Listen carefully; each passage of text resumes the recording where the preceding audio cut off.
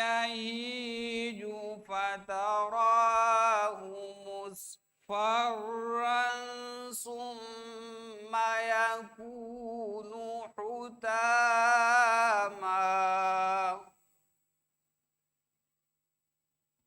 وفي الآخرة عذاب شديد ومغفرة من الله ورضوان وما الحياة الدنيا إلا متاع الغرور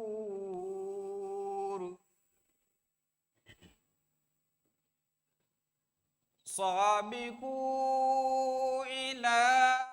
مغفرة من ربكم السماء والأرض أعدت لرسله ذلك فضل الله يؤتيه من يشاء والله ذو الفضل العظيم. جزاكم الله.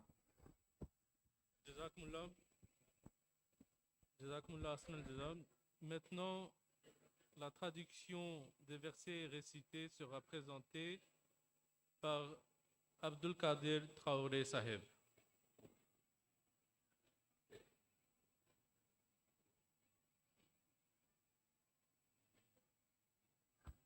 Assalamu alaikum. Ni Qur'an aya flaminu kalana ukalana ka bɔ suratul hadid kɔnɔ a aya mugani kelena ka taa mugani filanan na Allahu subhanahu wa ta'ala b'a fɔ nin dakurɛ ninnu na a y'a dɔn k'a fɔ ko diɲɛ ɲɛnamaya ye tulonkɛ malasa masiri ani waso ɲɔgɔnya de ye aw ni ɲɔgɔn cɛ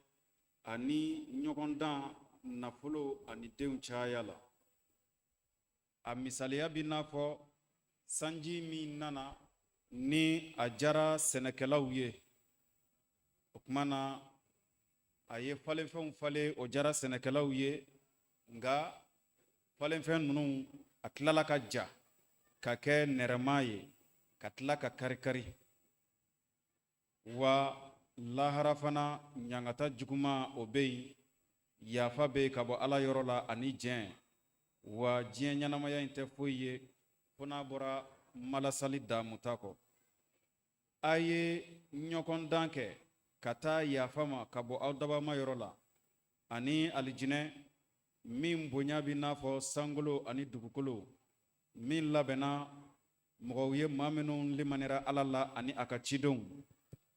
nin ye ala ka fusamandiya de ye a b'a di maa ma maa min ni o y'a ja wa i k'a dɔn ala sɔnna tala ye fusamandiya batigi ye. Assalamu alaikum. Wa alaikum assalam. Arrête, takbir. Maintenant, il y aura la remise des prix par le secrétaire Talim de la classe de Koulikoro.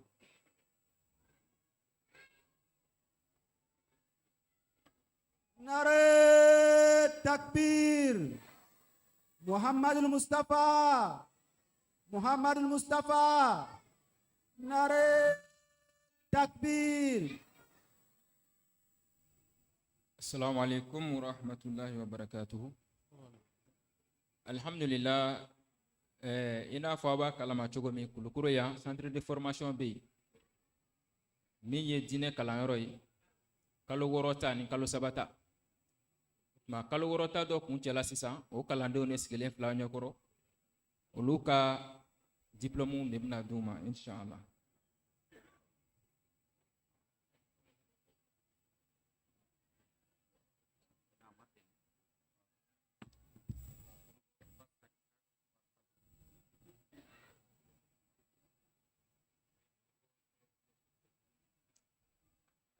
Ma fɔlɔ o ye Mohamed Kusube.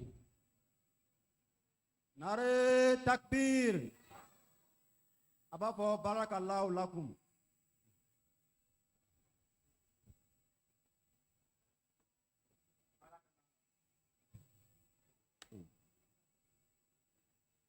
Barakallahu lakum.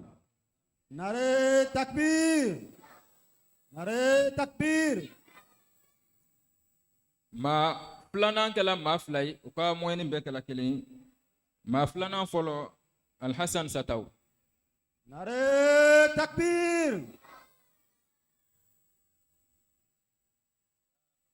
Barakallahu lakum. Nare takbir. kɔfɛ maa filanan o ye ali danbele ye Nare takbir.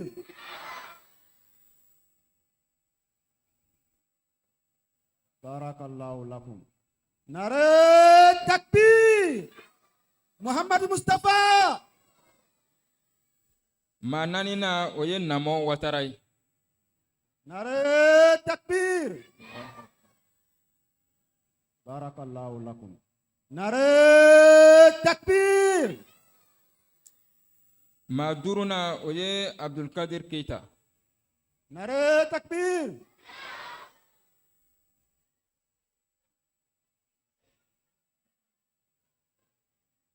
Barakallahu lakum. Nare takbir.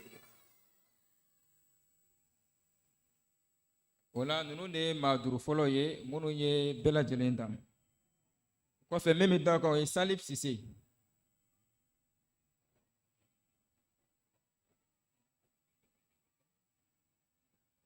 Nare takbir. Barakallahu lakum. n'o bɔla ye muhamad balo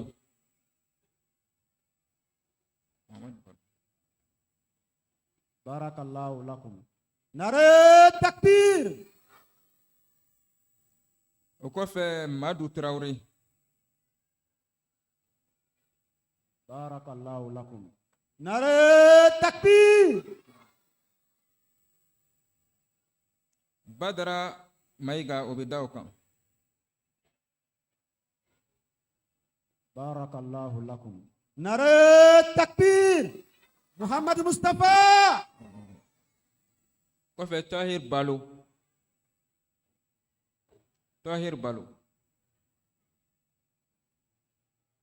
Barakallahu lakum. Nare takbir. n'o bɔla ye usman tarawele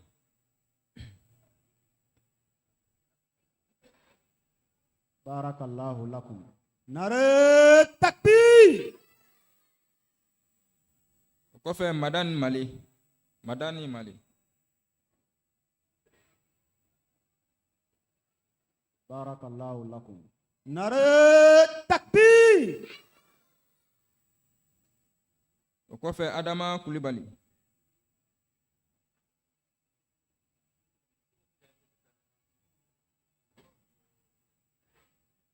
Barakallahu lakum. Nare takbir. n'o bɔla ye abubakar sidiki tarawele Barakallahu lakum. Nare takbir. Muhammad Mustafa. n'o bɔla ye madu sangare Nare takbir. Barakallahu lakum. o kɔfɛ sumayila konare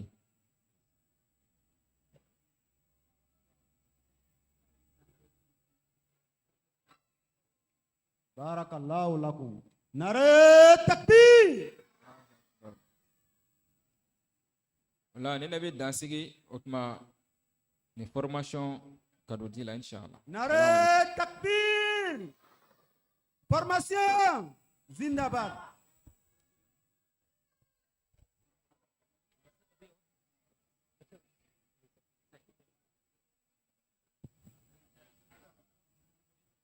Nare takbir.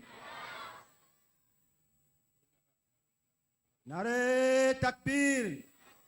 Muhammad Mustafa. Lama Madki. Ok, alhamdulillah. On a besoin de Amir Saeb du Sénégal Voilà. Burkina. Ami Saïf de Burkina pour la remise des diplômes. Nare takbir. Jamaat Ahmadiyya de Burkina Faso. Zindabad. Nare takbir. Allahu Akbar. Alhamdulillah. Oh, amena munu ka diplôme d'uma sa munu ye kalanba kɛ ka kalan labanw kɛ ɲina n'u ye diplôme sɔrɔ cɛw ta bɛ di sisan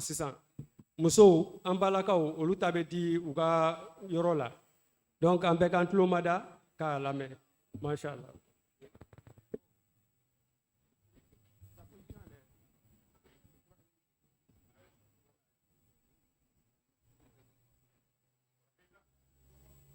Nare takbir. Muhammadul Mustafa. La Muhammad ki. La Muhammad ki. Jamaat Ahmadiyya de Burkina Faso. Jamaat Ahmadiyya de France. Jamaat Ahmadiyya de Gambie. Jamaat Ahmadiyya de Angleterre. Jamaat Ahmadiyya du monde entier. Salam alaikum.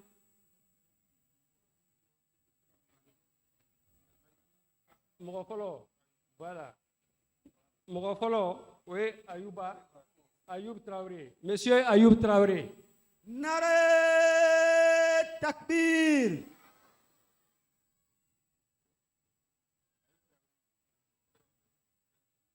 Monsieur Ayub Traoré.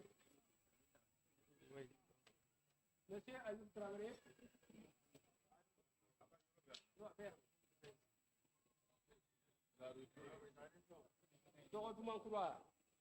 Ayub Traoré de Dogodumankura.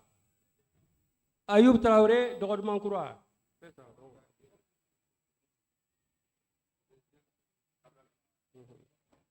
Ok, salam alaikum. Voilà. Misiba au comité. Allô, Misiba au comité.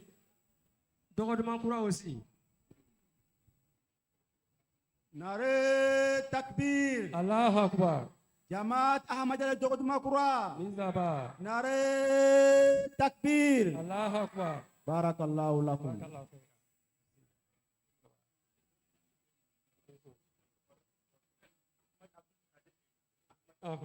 Ahmad Abdul Kadir Keita, Mande. Nare takbir. Jamaat Ahmadiyya de Mande. Zidaba. Nare takbir.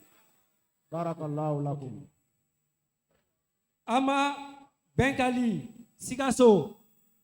Nare takbir. Jamaat Ahmadiyya de Sikaso. Zindaba. Jamaat Ahmadiyya de Sikaso. Barakallahu lakum. Après, Ousmane Sangare, Sikaso. Nare takbir. Jamaat Ahmadiyya de Sikaso. Barakallahu lakum. Mohamed Lamine Sangare aussi.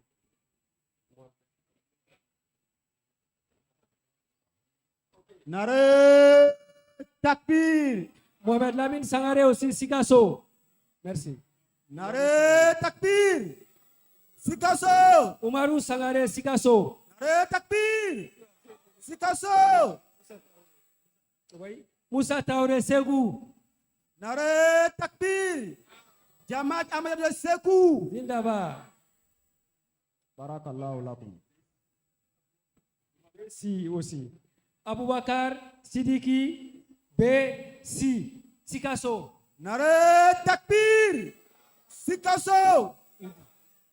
Barakallahu lakum. Oudou Traoré. Oudou Traoré, oui, je vois. Oudou Traoré, Segou aussi. Nare takbir. Jamaat de Sekou. Jamaat de Sekou. Barakallahu lakum. Demba Tramera, Kita. Nare takbir. Allahu Akbar. Jamaat de Kita. Zindaba. Nare takbir. Allahu Akbar. Barakallahu lakum.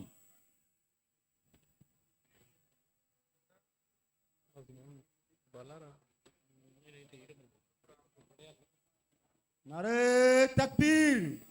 Demba Tramera, Kita. Merci, Jazakallah Khaira. Nare takbir. Kita. Voilà, Segou Jara, Segou. Nare takbir. Allahu Akbar. Sekou. Sekou Diarra, allez licencié en communication, journalisme. Communication, journalisme, licence. Sekou Diarra, félicitations. Merci. Barakallahu lakum. Salam alaikum. An bɛ lisi kalan sisan an balakaw ta bɛ di an balakaw ka yɔrɔ la an bɛ mɔgɔ fɔlɔ min tɔgɔ wele Ibatul Ayab Bat licence 3 Bamako. Nare takbir. Bamako. Kaja Gingene Jagine c'est Jigine Kaja Jagine Bamako aussi. Nare takbir. Kaja Jagine Bamako. Bamako. C'est ça. Après maintenant, Fanta Keita, Mopti. Nare Fanta takbir. Keita, Mopti. Moti. Ensuite, Fadima Diabaté, Bamako. Nare takbir. Bamako. Bamako, Fadima Diabaté. Après, Salimata de Bengali, Sikasso. Nare takbir. Sikasso. Fatoumata Ouattara, DF Sikasso. Nare takbir. Allahu Akbar. Sikasso. Zindaba. Jenaba Si, Bak, Sikasso. Nare takbir. Allahu Akbar. Sikasso. Zindaba. Alimatu Traoré, Sekou. Alimatu Traoré, Sekou. Nare takbir. Sekou. Wassa Kebe. Wassa Kebe, Sekou. Nare takbir. Sekou. Et enfin, Fatoumata Kebe, Sekou. Nare takbir. Sekou. Aba, Zindaba. Merci beaucoup. Nare takbir. Voilà, mon secrétaire, il faut. Mais tu es école de étudiant au Louga,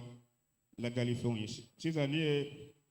Mali, Jamatou, Maramounou, Kornana, en ma région. Donc, nous faisons des Gijalou, faisons des activités, la barra, donc, un au Louga, faisons classement. Donc, région Tano, voilà, région Bissaba, Anifla, Tchela. Donc, région Folo, mieux Bédan, région de Bamako. Nare takbir. Ahmadja de Bamako. Nare takbir. Barakallahu lakum. Région Flana, région de Sikasso. Nare takbir. Jama de Sikasso. Sikasso. Barakallahu lakum. Région Sabana, région de Sang. Nare takbir. Jama de Sang. Jama de Sang. Nare takbir. Barakallahu lakum. Région Mikela Nanaï, région de Koutiala. Takbir. Kujala. Kujala. Barakallahu lakum. Région Nana, région de Fana. Nare takbir. Jama de sang. Fana. Barakallahu lakum.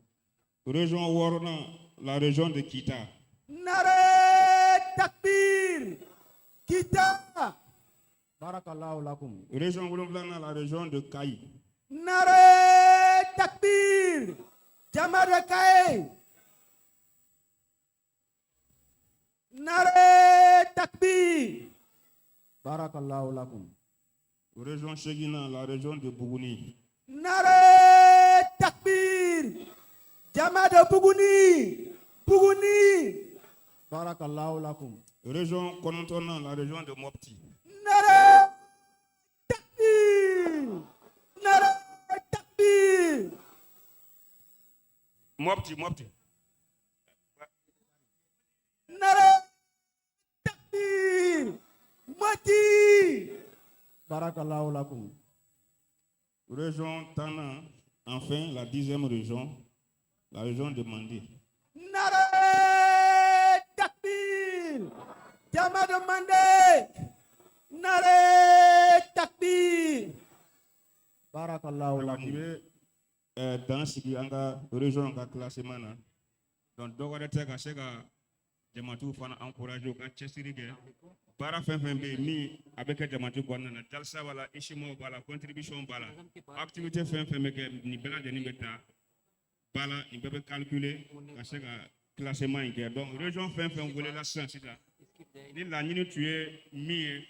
ala barika la dɔw tɛmɛna laɲini na kɛrɛnkɛrɛnnen bolo ma n'a miiri ko a nin san in na sekasokaw a kan ka nin hakɛ nin sara comme contribution i b'a ye ko olu tɛmɛn'a kan donc fɛn fɛn bɛ yan olu ye layidu o y'a dafa nka an bɛ min fɔ tɔw ɲɛna bɛɛ ka se ka i jija a ka karamɔgɔw dɛmɛ baara in na a ka misɛnninw fana sɛbɛkɔrɔ dɛmɛ nin baara in na yaasa a fana ka région fana ka se ka ye région tɔw la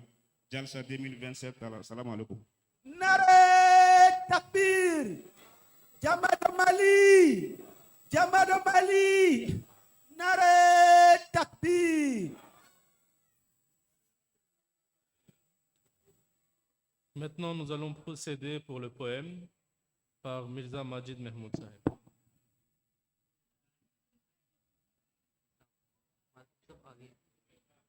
Nare takbir.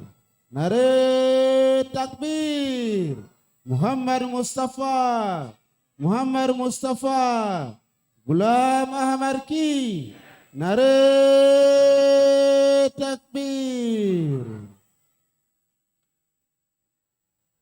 किस कदर ज़ाहिर है नूर उस मबदाउल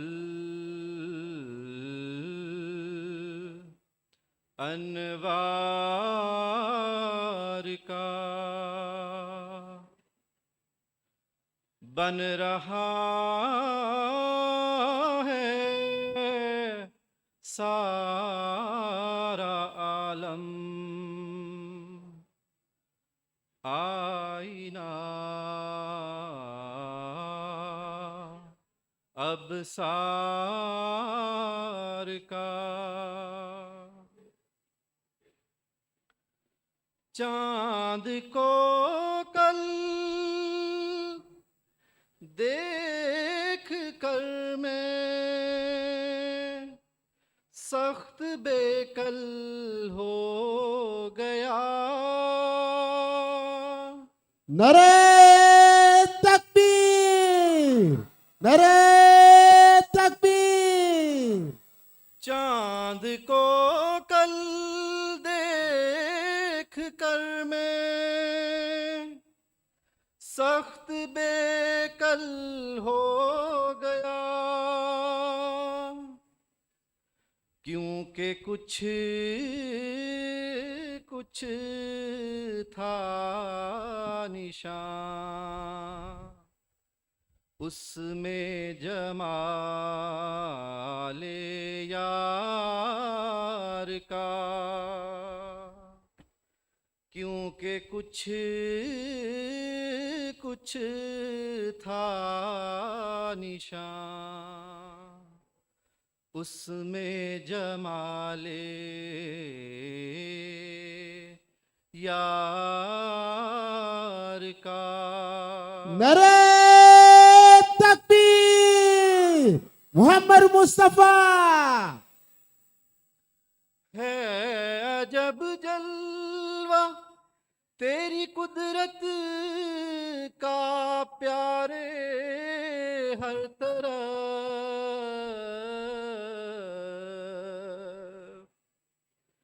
जिस तरफ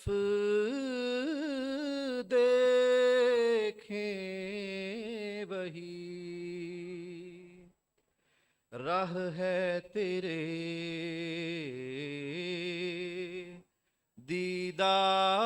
दीदार का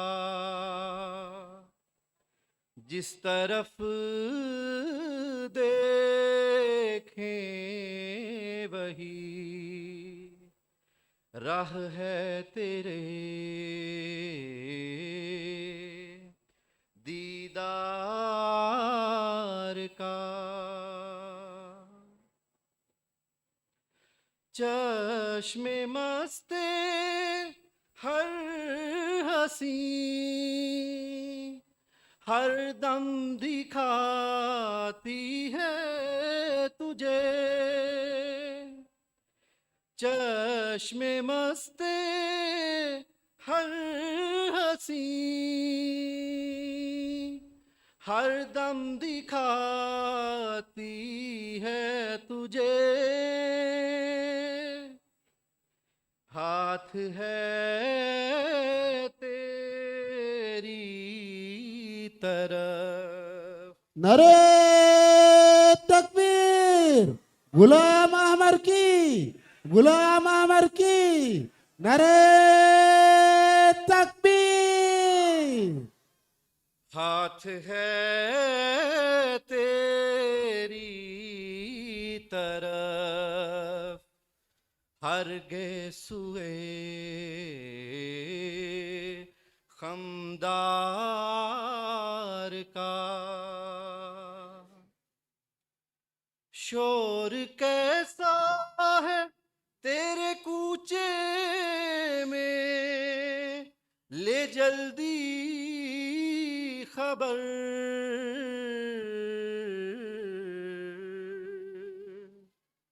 शोर कैसा है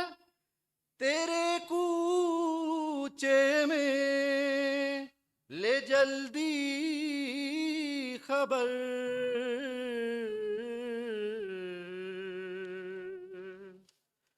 खून हो जाए किसी दीवाना मजनू वार का खून हो जाए किसी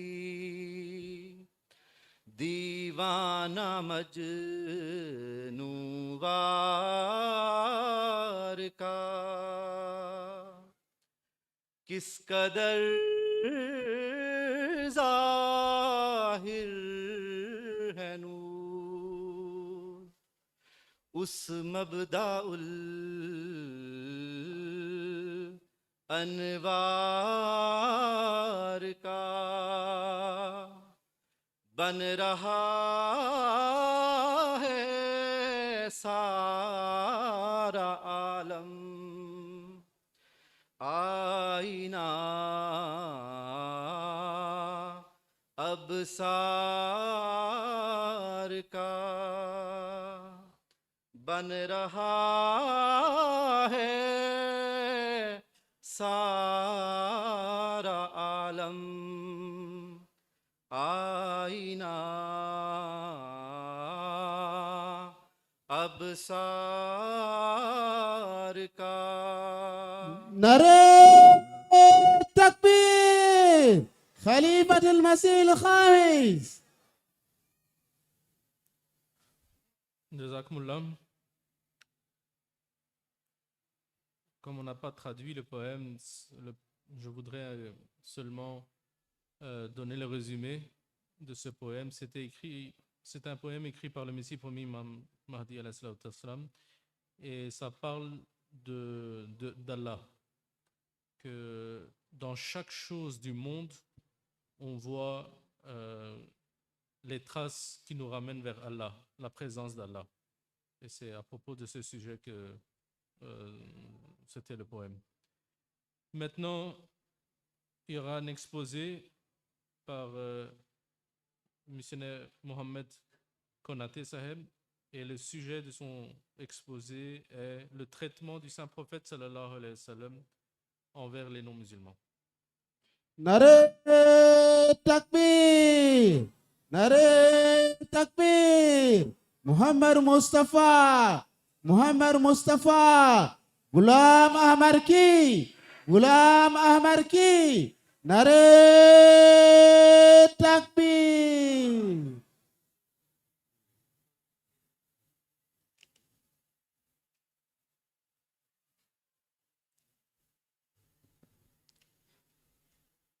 أعوذ بالله السميع العليم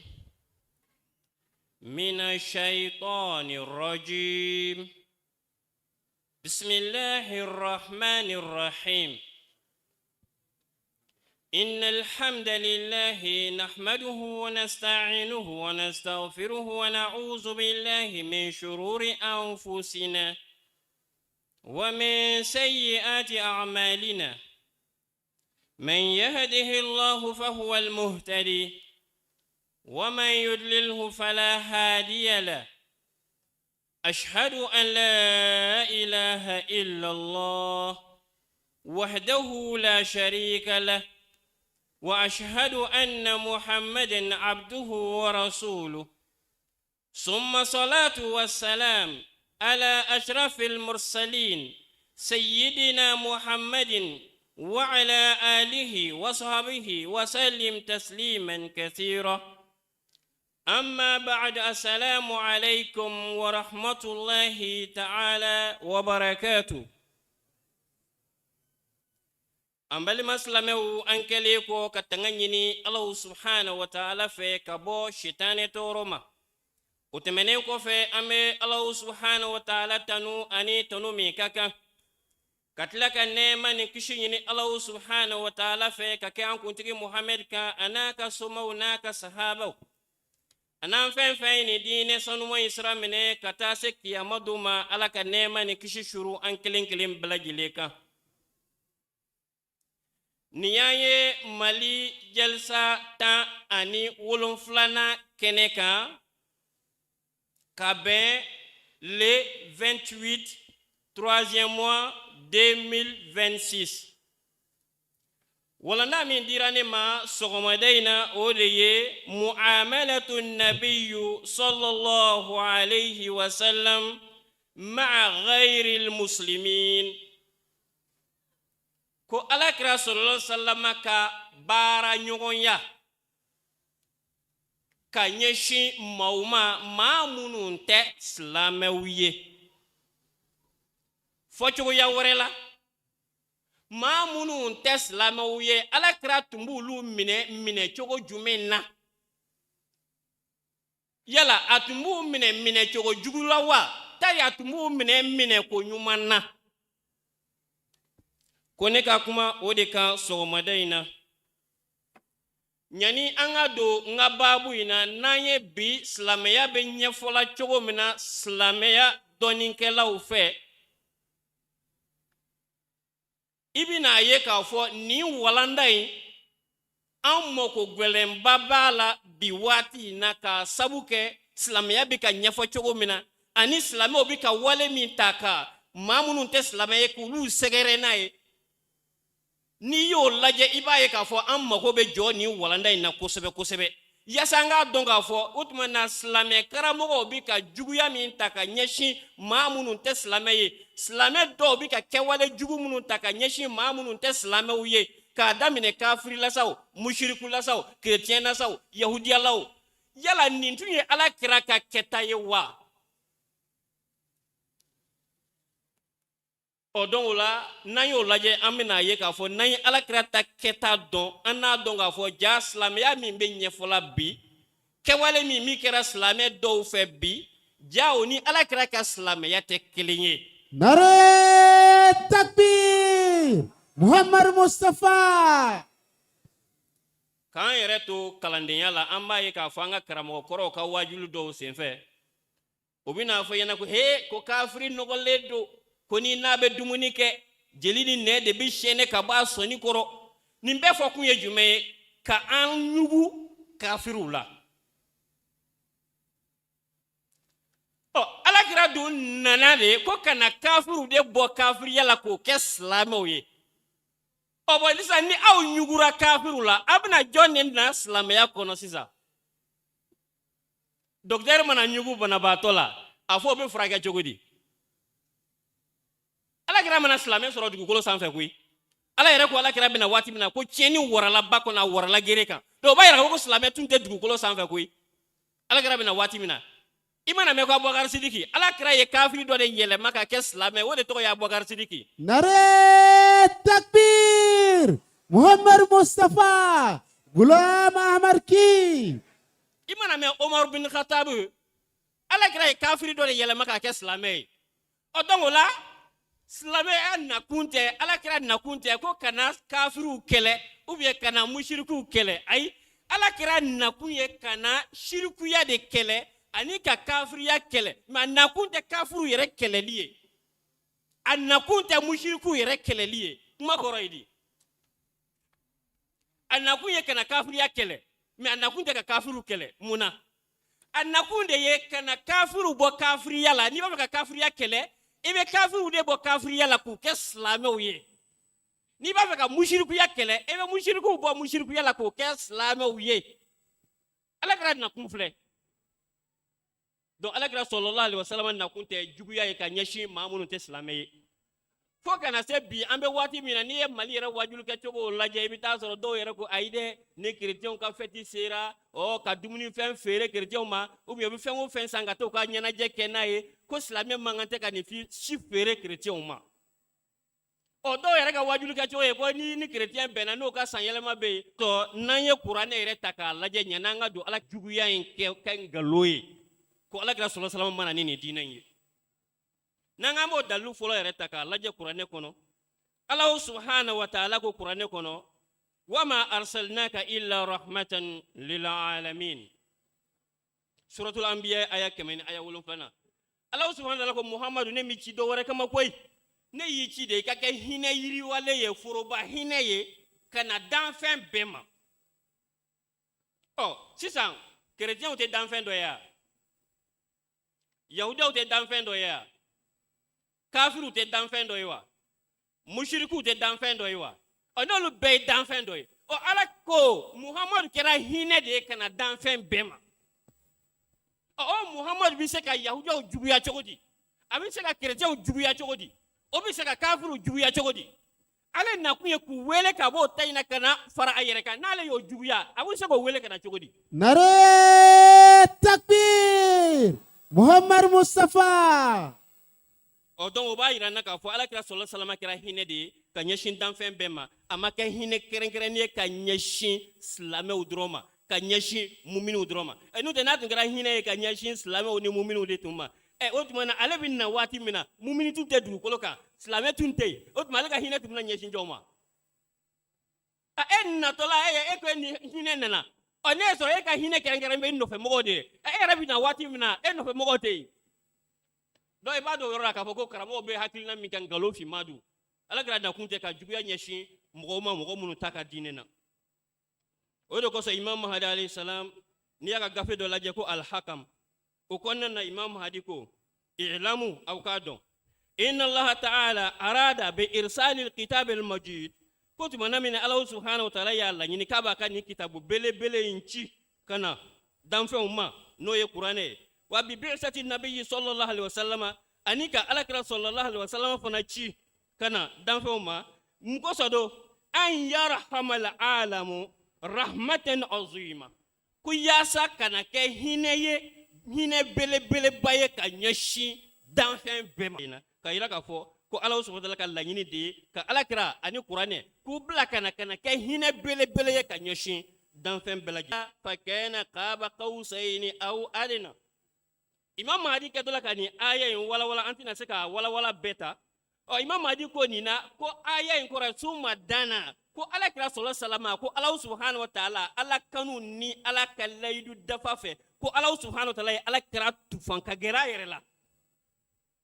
ala kɛlen ka ala kira tufan ka gɛrɛ a yɛrɛ la tumana min na k'a ka hinɛ a ka barika a ka nɛɛma k'olu suuru ala kira sallallahu alaihi wasallam kan waati min na o yɔrɔnin na ala kira sallallahu alaihi wasallam fana hamina ko yasa ale ye hinɛ min sɔrɔ ala fɛ a ye nɛɛma ni barika min sɔrɔ ala fɛ wa ale fana b'a laɲini ka jigin n'o ye tuguni ka taa danfɛnw sɛgɛrɛ n'a ye n'o ye hadamadenw ye Nare takbir Muhammad Mustafa kira min bɛ nin kɛ o bɛ mɔgɔw juguya cogo di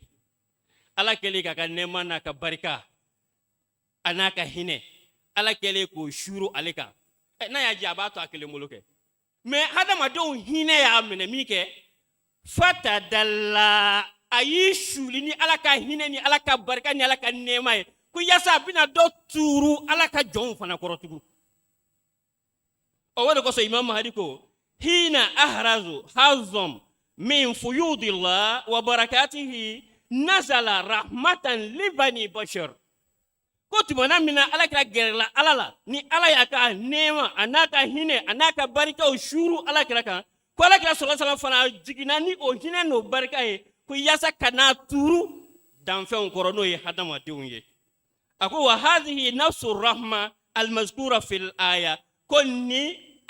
aya fana o hine inde ko folembe alaka aya kono wama arsalnaka illa rahmatan lil alamin ko alakira ko hine inde ko fo ni aya in kono ya donc amba yi ka fo alakira sallallahu alaihi wasallam ale nakunye hine de ye ka nyeshin dan fen ma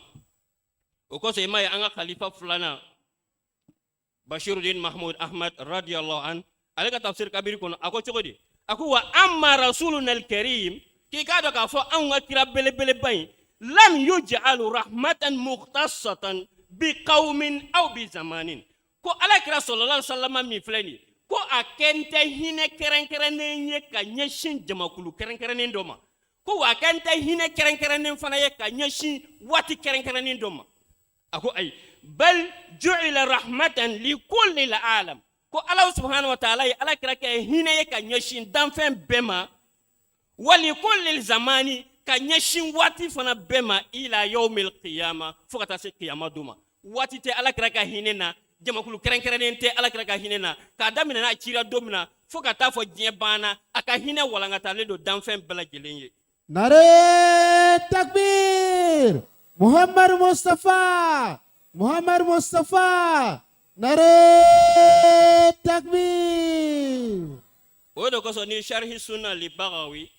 ni y'o ta k'o lajɛ o juzu 13 na ala kira sallallahu alaihi wasallam b'a fɔ kɔnɔ ana muhammadun wa ana ahmadu wa ana nabiyur rahma ako ne de ye muhammadu ye wa ne yɛrɛ de fana ye ahmadu ye wa nabi ɲuman min bɛ hinɛ mɔgɔw la ka tɛmɛ bɛɛ kan o ye ne ye ne de ye nabiyur rahma ye n'ale ye nabiyur rahma ye o ka juguya ta kun ka ɲɛsin yahudiyaw ma o ka juguya ta kun ka ɲɛsin nasaraw ma o ka juguya ta kun ka ɲɛsin kafiriw ma sabu ale nana ni hinɛ de ye o donc b'a yira ka fɔ alakira sallallahu alaihi wasallam ale Allah subhanahu wa ta'ala ka hinɛ de o kosɔn ni ye mirqatul mafatih sharhil mishqatul masabih ni o fana juzu 9 ta k'a lajɛ o fana kɔnɔna na alakira sallallahu alaihi wasallam b'a fɔ ye fana innama ana rahmatun muhdat a ko ne tɛ dɔ wɛrɛ koyi ne ye Allah subhanahu wa ta'ala ka foroba hinɛ a ye min kɛ cadeau ye k'a di danfɛnw ma ala ka foroba hinɛ o ye muhammadu de dɛ a y'o kɛ cadeau de k'a d'an ma ne maa o maa ma sɔn muhammadu la i banna ala ka foroba hinɛ na ok i banna ala ka foroba hinɛ na dɛ e ka hinɛ ta k'a kɛ cadeau ye k'a d'e ma e banna na ka nɛɛma ta k'a kɛ cadeau ye k'a d'e ma e banna na ka kisi k'o ta k'o kɛ cadeau ye k'a d'e ma e banna o la an ka kisi sira an ka hinɛ sɔrɔ sira an ka ala masurunya sɔrɔ sira o ye muhammadu ye k'ala y'a kɛ cadeau ye k'a d'an ma alakira sallallahu alaihi wasallam ko ale y'o de ye o kosɔn alakira sallallahu alaihi wasallam yɛrɛ tuma bɛɛ a bɛ hinɛ walanda de d'an ma ko minnu tugura ale kɔ ko ne ka kan ka kɛ hinɛ diraba ye danfɛn tɔw la o kosɔn alakira sallallahu alaihi wasallam ko sunan tirmizi kɔnɔna na a ko arrahimuna yarhamuhumur rahman a ko aw minnu bɛ hinɛ maaw la dɛ ko ala fana bɛ hinɛ aw de la a ko de la sa irhamu man fil ardi yarhamukum man fis sama a ko aw minnu bɛ dugukolo sanfɛ a ye hinɛ ɲɔgɔn na n'o kɛra ala min bɛ sanfɛ o fana bɛ hinɛ aw la ala kɛra kuma fɔ cogo min na a y'a faamuya ko man fil ardi ko aw minnu bɛ dugukolo kan aw maa minnu bɛ dugukolo kan dɛ a ye hinɛ ɲɔgɔn na n'o kɛra ala bɛ hinɛ aw la yahudiya tɛ dugukolo kan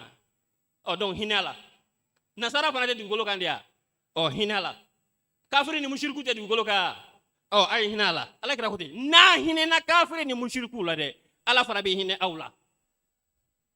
sabu kɛra ne ma hinɛ ta k'a sɛgɛrɛ e b'a sɔrɔ cogo di ka n'i ka diinɛ kɔnɔ a yɛrɛ ka nɛgɛ ka ni gɛlɛya ta ka maa sɛgɛrɛ n'a ye k'o ka bɛn e ka diinɛ na Nare takbir Gulam Amar ki Nare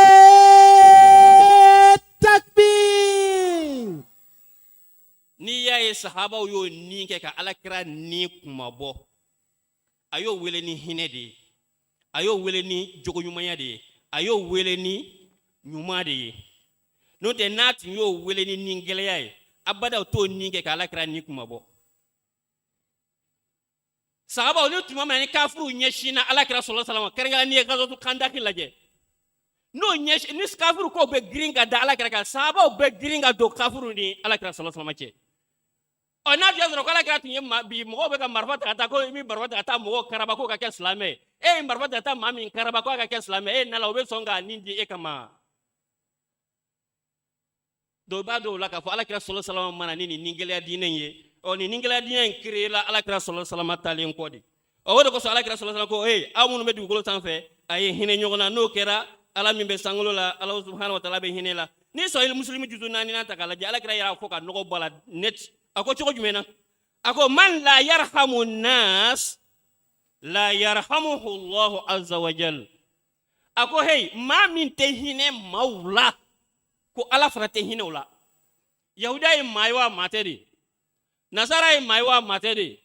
kafiri ni mushriku maa do wa maaw tɛ ala kira ko ni maa min tɛ hinɛ maaw la ko ala yɛrɛ tɛ hinɛ i la donc kɔrɔ k'e ka kan e min ye silamɛ e ka kan ka hinɛ bɛɛ la donc n'o de kɛla e ka hinɛ sababu la a bɛ kɛ sababu ye e bɛ maa dɔw sɔrɔ chrétienw na minnu bɛ na i ka diinɛ na a bɛ maa sɔrɔ yahudiw la minnu bɛ na i ka diinɛ na i na maa sɔrɔ kafiru ni mushriku la minnu bɛ na i ka diinɛ na mais n'i ma hinɛ ta k'u sɛgɛrɛ o tɛ na i ka diinɛ na dɛ. Muhammad Mustafa sallallahu alaihi wasallam o de kosɔn n'i ye kuranɛ ta k'a lajɛ ala subhanahu wa taala ye fɛn fila ɲini silamɛw fɛ k'an k'o ta k'o ɲɛsin maa minnu tɛ silamɛw ye k'an k'o fɛn fila ta k'a ɲɛsin o ma ni u ma kɛ ka maa minnu tɛ silamɛ ye k'o sɛgɛrɛ o fɛn fɔlɔ ye jumɛn ye albir k'an ka ɲuman ta ka kafiriw sɛgɛrɛ n'a ye maa minnu tɛ silamɛya la k'anw silamɛw de ka kɛ maa fɔlɔ ye ka ɲuman ta k'u sɛgɛrɛ birru dɔnnikɛlaw ye kɔrɔ caman fɔ la mais o ko birru dakuruɲɛ kelen na ko ɲuman bɛɛ la sanfɛta k'a bɛ fɔ de ma ko albir i ma o de kosɔn alakira sallallahu alaihi wasallam kɛtɔ la k'a fɔ ko n'i ma ɲɛ i bɛ ɲuman kɛ ko birrul walidayni k'i ka birru kɛ i bangebaa fila ye i ɲɛ t'a la dɔnnikɛla ko o ye ɲuman na sanfɛta de ye donc ala fana ko anw silamɛw de kan kɛ fɔlɔ ye ka birru ta ka kafiriw sɛgɛrɛ n'a ye a filanan ye jumɛn ye alqisto ko tilennenya anw de ka kan kɛ fɔlɔ ye ka tilennenya ta ka kafiriw sɛgɛrɛ n'a ye mais bi silamɛw kɛla i n'a fɔ yahudiyaw de ko olu kɛra ala denw ye olu ye ala kanuɲɔgɔnw ye donc n'olu ni yahudiya ye yahudiya tɔɲɔ jurumu b'o la mais ni yahudiya ye maa wɛrɛ tɔɲɔ min tɛ yahudiya ye ou bien k'a ka fɛn bɔsi a la ko jurumu t'o la sabu olu ye ala denw ye n'olu fɛn fɛn kɛ maaw la sa o bɛ bɛn bi silamɛw de kɛra o ye munna o kɛra o ye sabu ka d'a kan silamɛw i mana o wajulu kɛ tɔgɔ ye i b'a bɛ maa tɔw nɛni o bɛ taabolo tɔw nɛni chrétienw nɛni ka yahudiyaw nɛni ka kafiriw nɛni ka mushrikiw nɛni mais ni maa y'olu nɛni dɔrɔn o bɛ wuli ka yɔrɔ bɛɛ kɛ sɔ ni makɔrɔni ye. Nare takbir Ghulam Ahmad Ki Khalifatul Masih al-Khamis ala m'a fɔ i ka mɔgɔ nɛni wajulu kɔnɔ koyi ala ko ud'u ila sabili rabbika bil hikmati wal maw'izatil hasana ala ye nin de fɔ kuranɛ kɔnɔ mais n'i taara sigi wajulu la ka mɔgɔ nɛni ni dɔ ye fana nɛni e ko munna o kɛla e dun tun bɛ mɔgɔ nɛni na fura min t'i da jeli la e bɛ fɛ k'o da maa tɔw jeli la ko k'o da de o bɛ ɲɛ cogo di donc o de kosɔn ala subhanahu wa taala ko k'anw de fɔlɔ ka ɲuman ta k'u sɛgɛrɛ wa an fɔlɔ ka tilennenya ta k'o sɛgɛrɛ donc o de kosɔn ala subhanahu wa taala ko suratul mumtahina aya 8 ala subhanahu wa taala ko la yanhakumullahu anil ladina lam yuqatilukum fid din a ko ni ala m'aw bali dɛ maa minnu m'aw kɛlɛ diinɛ na ni min aw bali wa lam yukhrijukum min diyarikum o ma sɔn ka aw gɛn ka bɔ ka sow kɔnɔ ni ala m'aw bali an tabarruhum a ka ɲuman k'u ye. Nare takbir Muhammad Mustafa a tulo bɛ ala la ko m'aw bali k'a ka ɲuman kɛ kafiri ye dɛ kafiri min m'aw kɛlɛ a ka diinɛ na kafiri minnu m'a gɛn ka bɔ a ka jamana kɔnɔ u m'aw gɛn ka bɔ a ka du kɔnɔ ko ni m'a fɔ ko a kana ɲuman kɛw ye ala yɛrɛ de bɛ ko ten donc ni min banna ka ɲuman kɛ e sigiɲɔgɔn kafiri ye ka ban ka ɲuman kɛ e sigiɲɔgɔn chrétien ye ka ban ka ɲuman kɛ e sigiɲɔgɔn a tɔgɔ de mushriku ye o kɔrɔ ye ala de sɔsɔ n'a kɔni ma se i ma dɛ takbir n'a ma se i ma n'i banna ka ɲuman kɛ i ye ala sɔsɔ dɛ ala ko ale m'an bali o la e dun b'i yɛrɛ bali a la cogo di Allah subhanahu wa ta'ala koti ko ma bal ko aka nyuman ko ye wa tuqsitu ilayhim wa katliniya fana sinsin an yogonche inna Allah sabu ala yuhibbul muqsitin qala Allah subhanahu wa ta'ala be ma klinu de fe ni ba fe ala ka kefe clé eni kafuru che ikena ke na fo yahudia de ni islam nyogono falilahi hamdu mais ni kafiri do be chrétien do be yahudia do ibo namara chogo min ki dia ala ko atinyeti do ibe klende eni kafuru che Allah subhanahu wa ta'ala ni fem fla de ni en islamo fe ka nyuman ke kafuru munu mankele ka nyuman kuye angana doma angatla ka tleni nya fana taku segere Nare takbir Muhammad Mustafa sallallahu alaihi wasallam odo ko so doni kala o ketola kani aya en tafsir ke doni kala do ko Allah subhanahu wa ta'ala ko Qur'an ko no anta barruhum ko utabarru bi sika ke jumay ko hazihi al aya nazalat fi unasin lam yuharibu al muslimin ko ni aya njigina kafiru de kunka ani yahudu de kunka munu mason ka salama kele sawa'un kanu min ahli al kitab o kerasa ahlu kitabu yo chrétien yahudiya esao awil mushrikin wala ma akara mushriku yesao fa amara Allah bil birri bihim wala yara ya yamara kanga nyumanke uye wal ihsanu ilayhi angu segere ni nyumon ye o don ngala katola kani tafsir de kesa o ko o nyumam bi seka ke jumaye o de ko arifku bi da'ifihim ko ka malafule anga hinawla ka malafule hal ni kafir do ni ya lafule do iba deme islam to ademe o durante de wa shadda wa sadda khalala fakhirihim ko wa angatla ko ka fantan fona deme o ka gelya o bisaka wuli chogo mina wa it'amu ja'ihim o ka kongoto an ku ladumuni hal ni kafiri do hal ni yahuda do tanku mankele an ku ka kongoto ladumuni wa kisa'i ariyahum angu ka ferentan fereboni finiye anga fini do ka ferentan uma walinul qawl lahum angatlaka kuma nogo manfo uye wa du'a'u lahum bil hidayah angatlaka ala deli uye bisika kanda soro chogomna ala grana kuye ni de yo ala grana kunja ka kafiru jubiya de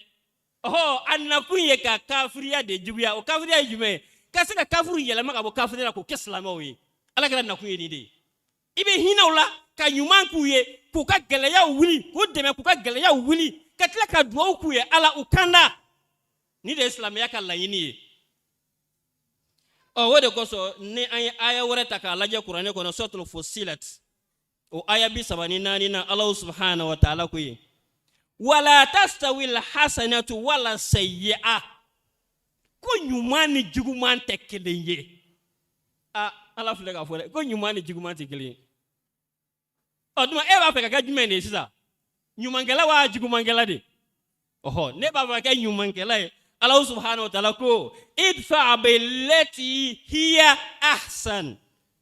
ko ni maye juguman taki segere ka segere ni nyumaye min chekanga teme nyuma beka Nare takbir Muhammad Mustafa sabu ala ma fo ika kumbeni husnai ala ko ahsan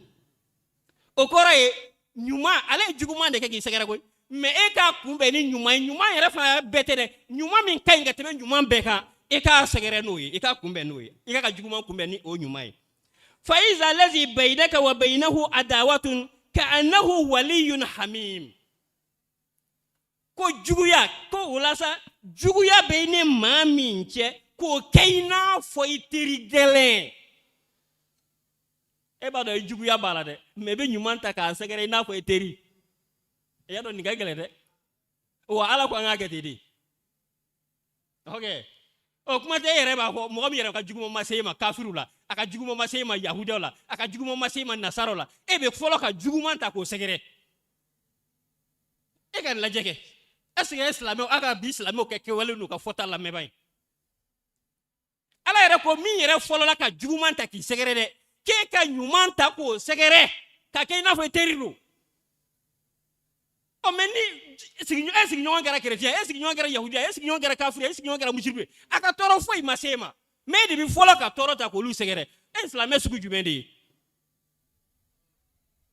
kasra ala kira sallallahu alaihi wasallam al muslim man salima al muslimu man salima an nas an lisanihi wa yadihi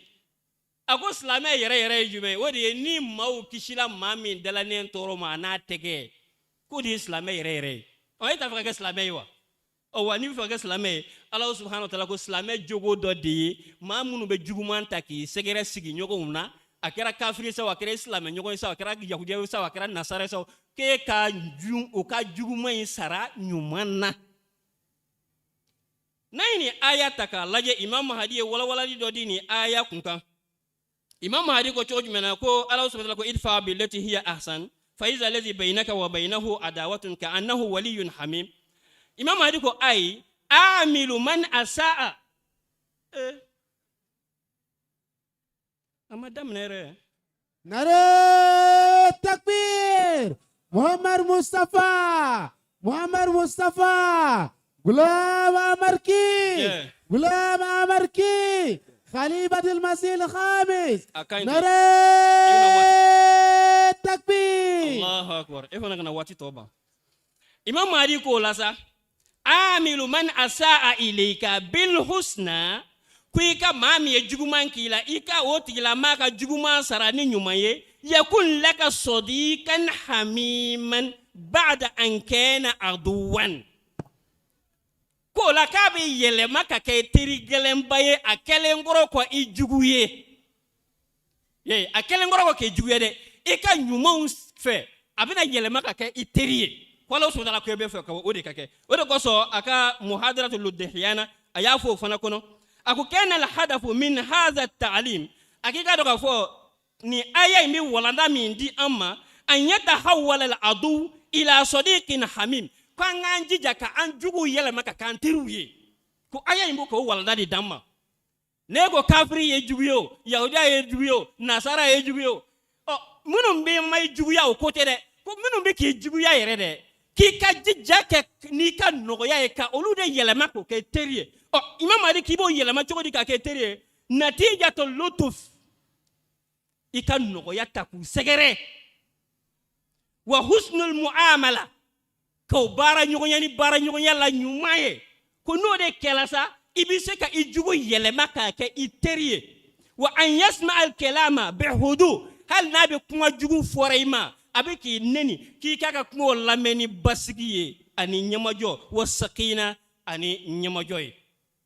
yalo ne ma be ke neni sisa du jour bo e refara be tla ka tigi neni na re minga juga dama takote o imam Mahdi ko ayi hal ni jugu bi ka kuma jugu foima e ka lame bil hudu ni basigi ni nyamajoy ki du susuma koro katla ka nogoya ni nyumanya taka segere yasa ka seka yele maka ke teri imam Mahdi ko aya ikalla yini yode o anga antelia o 3 minutes de fois ya no ko de benebulu o amese ameta ala kira sallallahu alaihi wasallam yere ka kewale la ala kira ka kewale folo mi ambata na ya ka hine taka nyeshin jamakulu doma o hine folo do mi kama ala kira sallallahu alaihi wasallam fatuhu makka ke ala kira hine furuba hine ayo o dai ken ayata ayo ke makakauye ala kira ya ka hine aya walangata aya jira kene jalaka makakauye sabu kadaka makakauye ala kira sallallahu alaihi wasallam naka sahaba o tonyo santa ani saba ala kira na hijra ke kabo makka kata madina san shegi temenen ko fe ala kira sallallahu alaihi wasallam naka na makakau mine uya soro makakau santani saba inkono o ido datle koro kolufa ka do bieke ka do fa ka do siri yiri wala kongo yufa minogo ido fa o ido fufo kencen kalamaka inafo bilal na nyogono mais bi sanse gi temenen ko ala kira sallallahu alaihi wasallam nakana maka ka odere choin oho atunye min daninga sahabo ka bi aw fana fle bulula ala kira ko chogodi sahabo ma maka ka ma ako ya ma'ashar al quraish ako quraishu ma tazununa anni fa'ilun bikum aba feneka mun ka wala bi agriya do ay minge kunu aba kala magoni o me ma aba feneka mun ka wala bi qalu khaira ako ala grango nte foi fe bini herete oh kuno awdi ma hereke me biago herede kaka awye Muhammad Mustafa o kale ko akun karim e yam balma ke bele de goy wabnu akhin karim wa yafal yam balma ke bele de goy قال رسول الله صلى الله عليه وسلم على رسول الله صلى الله عليه وسلم اليوم أقول لكم ما قال أخي يوسف من قبل لا تصريب عليكم اليوم يغفر الله لكم وهو أرحم الراحمين أكو جلكي تو ما بيسا مي على ديلي على كيا فوما سبو الله سبحانه وتعالى هنا باولا هنا باباي اذهبوا وأنتم تلقى أيتا أبلا جلي هورو يمكا كنا يا نرى التكبير محمد مصطفى ay ala gra sallallahu alaihi wasallam ka furuba hine yayi aya ka furuba ya fafle mamunu ya tonyo santa aniko anana kanulu minetle gwangwa fe don kele katila ka yafa uma katila ka hine ula wode koso ala gra sallallahu alaihi wasallam tumana mina naga kelebolo bi bo madine ka ukunda makaka kelebolo tuye kelebolo sigiroma dama ye o sigiroma bela jele na ka nyema aye drapeau di kelebolo kelengele benyema ma o kelebolo do tumbe o nyema tunye saadi o saadu o done maka dele kele o dole maka kono ale di den kati lodo atoko di dado Abu Sufyan atlo koro ako bigoni amba be kumba tige ka bo kamba dala sabaye minge kunu aba kalama o makelenti boyambi ale kele ko kuma fo Abu Sufyan Abu Sufyan sarana de agirna jona ka ala kira yoro yala jama kono atara se ayala kira yetu manamina akwala kira sallallahu alaihi wasallam mawo aqala li nabiy sallallahu alaihi wasallam lamma hazahu tumanamina agirla ala kira sallallahu alaihi wasallam ako umirta bi qatl qaumika otmana de yika sahabo yamara ko kanika mawfa biwa Abu Sufyan ni de fo ala kira sallallahu alaihi wasallam qala la ala kira sallallahu alaihi wasallam ay ko ne mu fo وكلم فذكر له ما قال سعد بن عبادة وكلم سعد يمين فوق هي أبو سفيان بي أمبا بكم باتي كبوكا ماذا سعد يمين فوق أيو نيفو على كرا صلى الله عليه وسلم وكلم قال على كرا صلى الله عليه وسلم يا أبا سفيان اليوم يوم المرحمة على أبو سفيان يا حكي سجي بيهنا دويه Imam Qur'an ko ala ko ne ma ko rahmatan lil alamin wa ko nen de furba ale ala ka furba hine ayemi di danfe o mawa wa biye hine doye mashi kumbati tige ka boy kamba dalabi nare takbir o don wa yira na ka fo ala kira sallallahu alaihi wasallama chen yere la ale kira furba hine de ka nyeshin danfe bela gelema da kunya kelena ala kira sallallahu alaihi wasallama ka to maka sigila yado maka ka ya toro doni ay denga bo maka ka beta toifa yasa beta toifa ka wele yasa ulubi se ka son islamia dine ma chugumina toifa mazaka u fana ya alaje ka atori nalumo ni demsonu bla ko ka akiru ni kabakuri ko kele mi ke kulu bamu be ni toifa ka wera sigile me o kulu chelaye o meleke ren na chien kele kana la kira sallallahu alaihi wasallam ko ni ma kulu belebele flying dat ko ala udala hali shieti bo ala kuma ta do madima قال رسول الله صلى الله عليه وسلم ولا ملك جابيلا فقال له يعبد الله وحده إن لبونكوي nga utadon munu mina ala kelempe bato tida fenwere bato ayu la nyini ni nyumae yey ala kra ma bi lajele ala kra tumi ka lajele ke kunu okay an jamanto yegoy parce ambe ko be ambe bi de laje o ni min kra na bi dron ba ko kanyana bo bi nya soro mormo la ko ala ka suma ko ma no kan donc ladu ala kira sallallahu alaihi wasallam kunu de laje wode ko so doni kela ko tumana min ala kira fatla ni kabila chama murtila ka bo islamia la ko meto ye faka o murti ka bo islamia ko sabu kada ala kira duwa o mun kuwe donc ba yira naka fo ala kira sallallahu alaihi wasallam ale furuba hine de ka nyeshin dan fen bela gelima wala kira sallallahu alaihi wasallam nani qur'ane mi fana ye o qur'ane ko iye islamio ite islamio tanke ya hadama deye ini bunye kakan وقصوا على وسط القرآن ولقد كرمنا بني آدم وحملناهم في البر والبحر ورزقناهم من الطيبات وفضلناهم على كثير ممن خلقنا تفضيلا أكون على يردي حد ما دي بنيا نياتا غيرك نياتا باسانفي وانت لا كاسون فنسانومونا نياف سيانغا دام فين كامي او على يو بنيا من دا حد ما دي كاري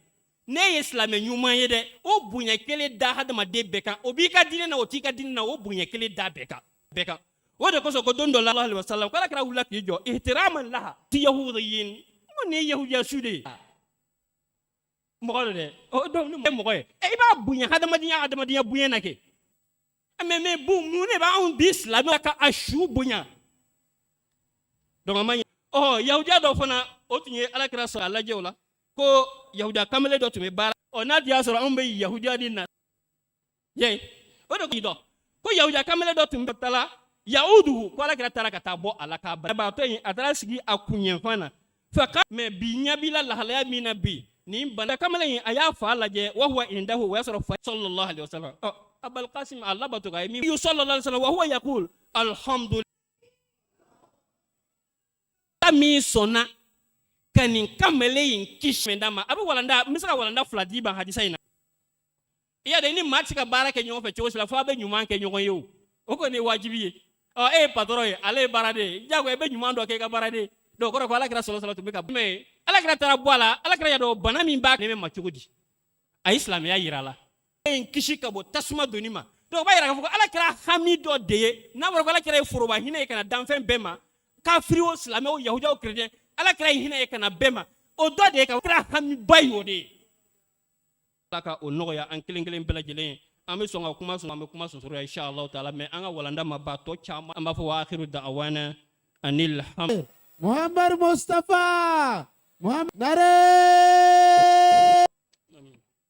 Pour ce discours, pour un qasida, le jeune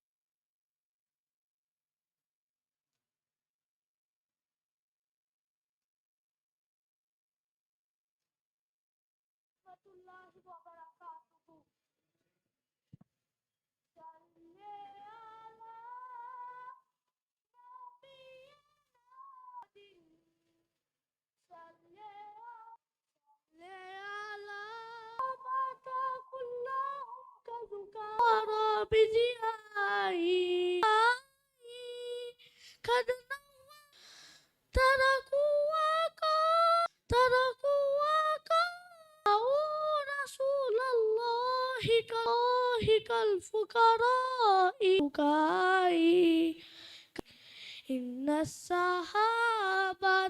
kullahum kazukai kad nawwaru wajnal khashi'una li rabbi albatuna bi dhikrihi wa bukai inna sawaru wajhal wara biziyai inna sahabata kullahum kara biziyai wabainahum kanu li khairi rusuli katahi kadnawaru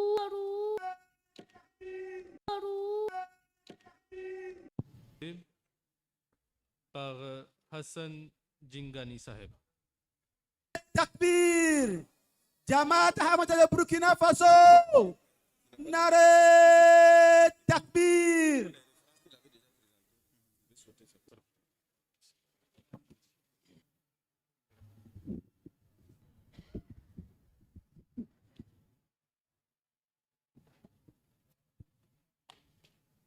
أشهد أن لا إله إلا الله وحده لا شريك له. J'ai eu l'honneur d'une fête. Voilà pourquoi le missionnaire est là pour m'aider. Il a préparé le discours. Et ça serait seulement des... Alhamdulillah, Burkina.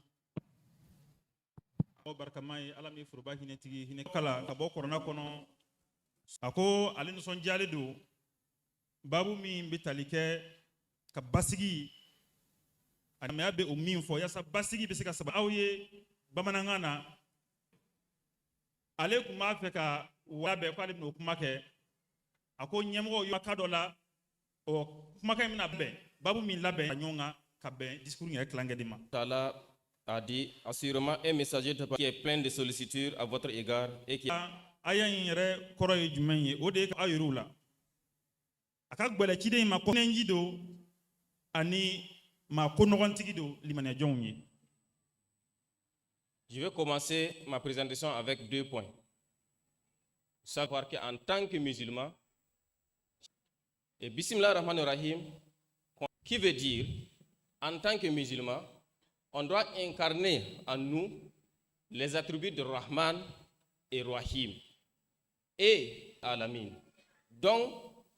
avec le prophète Mohammed sallallahu alayhi wa sallam, comment se peut-il que ni point fly a follow o de ka fo alakira sallallahu alayhi wa sallam an arrahim pour ba hinati matan lil alamin an fe ka fo Allah subhanahu wa ta'ala an kan ake olu mangu akola mami ni alebe ba wala ngatalen tigi ani hine kerengeren tigi ko rahmatan lil alamin hine tigi okmana dahat ku ye hine kono ko wara be. Il faut savoir que l'islam en tant que tel est de paix. L'ADN même de l'islam est la paix dans la société. Vous voyez, c'est la croyance en tout tant que musulman. Il n'y a aucun messager. On est déjà prêt à faire des autres, les marabouts des autres, Saint-Coran, dont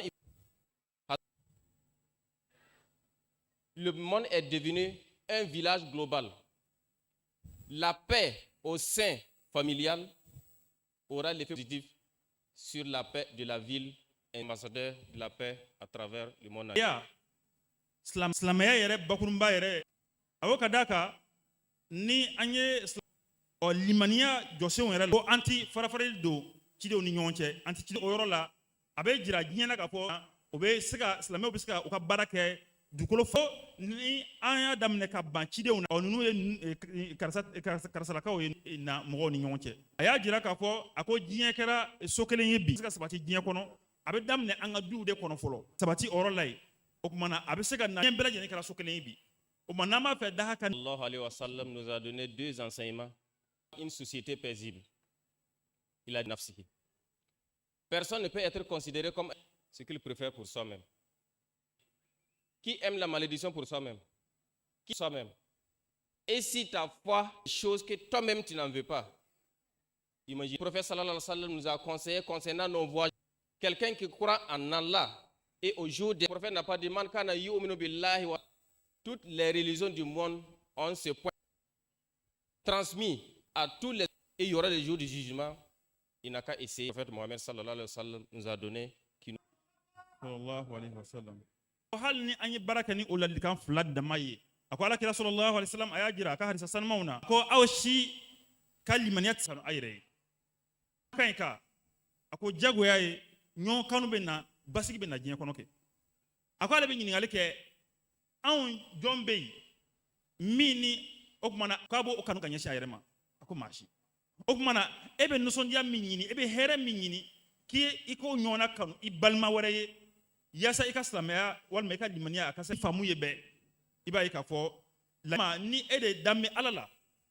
shikalla se okmana is nyoma ikana so ikatoro shikase ako anga ni wala na laje ani akirala kala kama fotide nga ako mami damme alala ani do laba nu alkema duwi ko muna alkema fo ni fotugula ama fo mami dami ala na anakira dine fen o fembe ibita soro ado ma son kira were wala dine do be ale ma son o kuma dine were ka kira la ako nga dine fen o fembe jinya kono abe so mi ala la ani do idame alkema dona ikana so ikatoro kala si ba jira ka fo o kuma na ni anye ko mne ina fo amba fe anyiru ka ke here kono to mi ani ben mi o bi sabati jinya kono. Comme le dit le thème de la Jalsa, à pardonner ton frère. Et l'exemple de la tolérance que le président a parlé ici, il a été d'une manière inhumaine à Médine, même etc. Rappelez-vous au moment du prophète Mohammed sallallahu alayhi wa sallam qui était enceinte, il a fait fille de saint prophète Mohammed sallallahu alayhi wa sallam jusqu'à dire non, on peut montrer cet exemple de tolérance doit nous inspirer de ce caractère noble. Au point flana, mimi seka nani basi ka munyongoro ko ejme ko odeye ode ka munyongoro o sabali o kumana nyongoro o seka nani aye santa ani sabake magasibila toro na suga bela jele fo ta se woro boyena kele fe on fen kela o kela dam ako o magasi kono na toro o kumana kafiri doye kafiri dɔ ɲamɛ girinna ye ka ɲamɛ ni tɔɔrɔ ko bɛɛ lajɛlen alakira sallallahu sɔrɔ diɲɛ di u ma yasa olu ka wuli ka tajuru sara kɛ kafiriw la maga ni yafa ye ani sabali ne ɲamariyara a ka sabali o cogo la a ko ni misilamɛw de a ɲinina anw fɛ an ka alakira de ladegi n'o kɛra o bɛ na ni basigi ye diɲɛ kɔnɔ. Le principe suivant que l'islam met à notre disposition pour l'établissement de la souligné par l'islam est la justice. Là où la justice, tous les conflits sanglants attendent de la justice. Là où il n'y a pas de justice, au terme de la Première Guerre mondiale, les dirigeants de certains pays ont désiré établir une relation bonne et paisible entre les différentes nations du futur. Ainsi donc, les efforts et d'anticiper toute éclosion d'une guerre future. Malheureusement, les règles mises en place pour la Ligue et les résolutions qu'elles ont passées n'ont pas pu tenir à cause de la Première Guerre mondiale. Donc, Hazrat Khalifatul Masih a dit qu'ils ont mis en place la Ligue des Nations pour anticiper n'importe quelle éclosion de la guerre dans le futur. Mais ils n'ont pas su faiblesse, ce qui a conduit directement. Plus de 75 millions de personnes ont été tuées durant la guerre mondiale, la Deuxième Guerre mondiale. Donc, Hazrat Khalifatul Masih nous dit que la Deuxième Guerre mondiale, de nos erreurs passées pour pouvoir analyser. Santé par les autorités du monde, les mêmes faiblesses sont déjà installées. Il y a de l'injustice parce qu'il y a à laisser s'installer des conflits et aujourd'hui, donc Hazrat Khalifatul Masih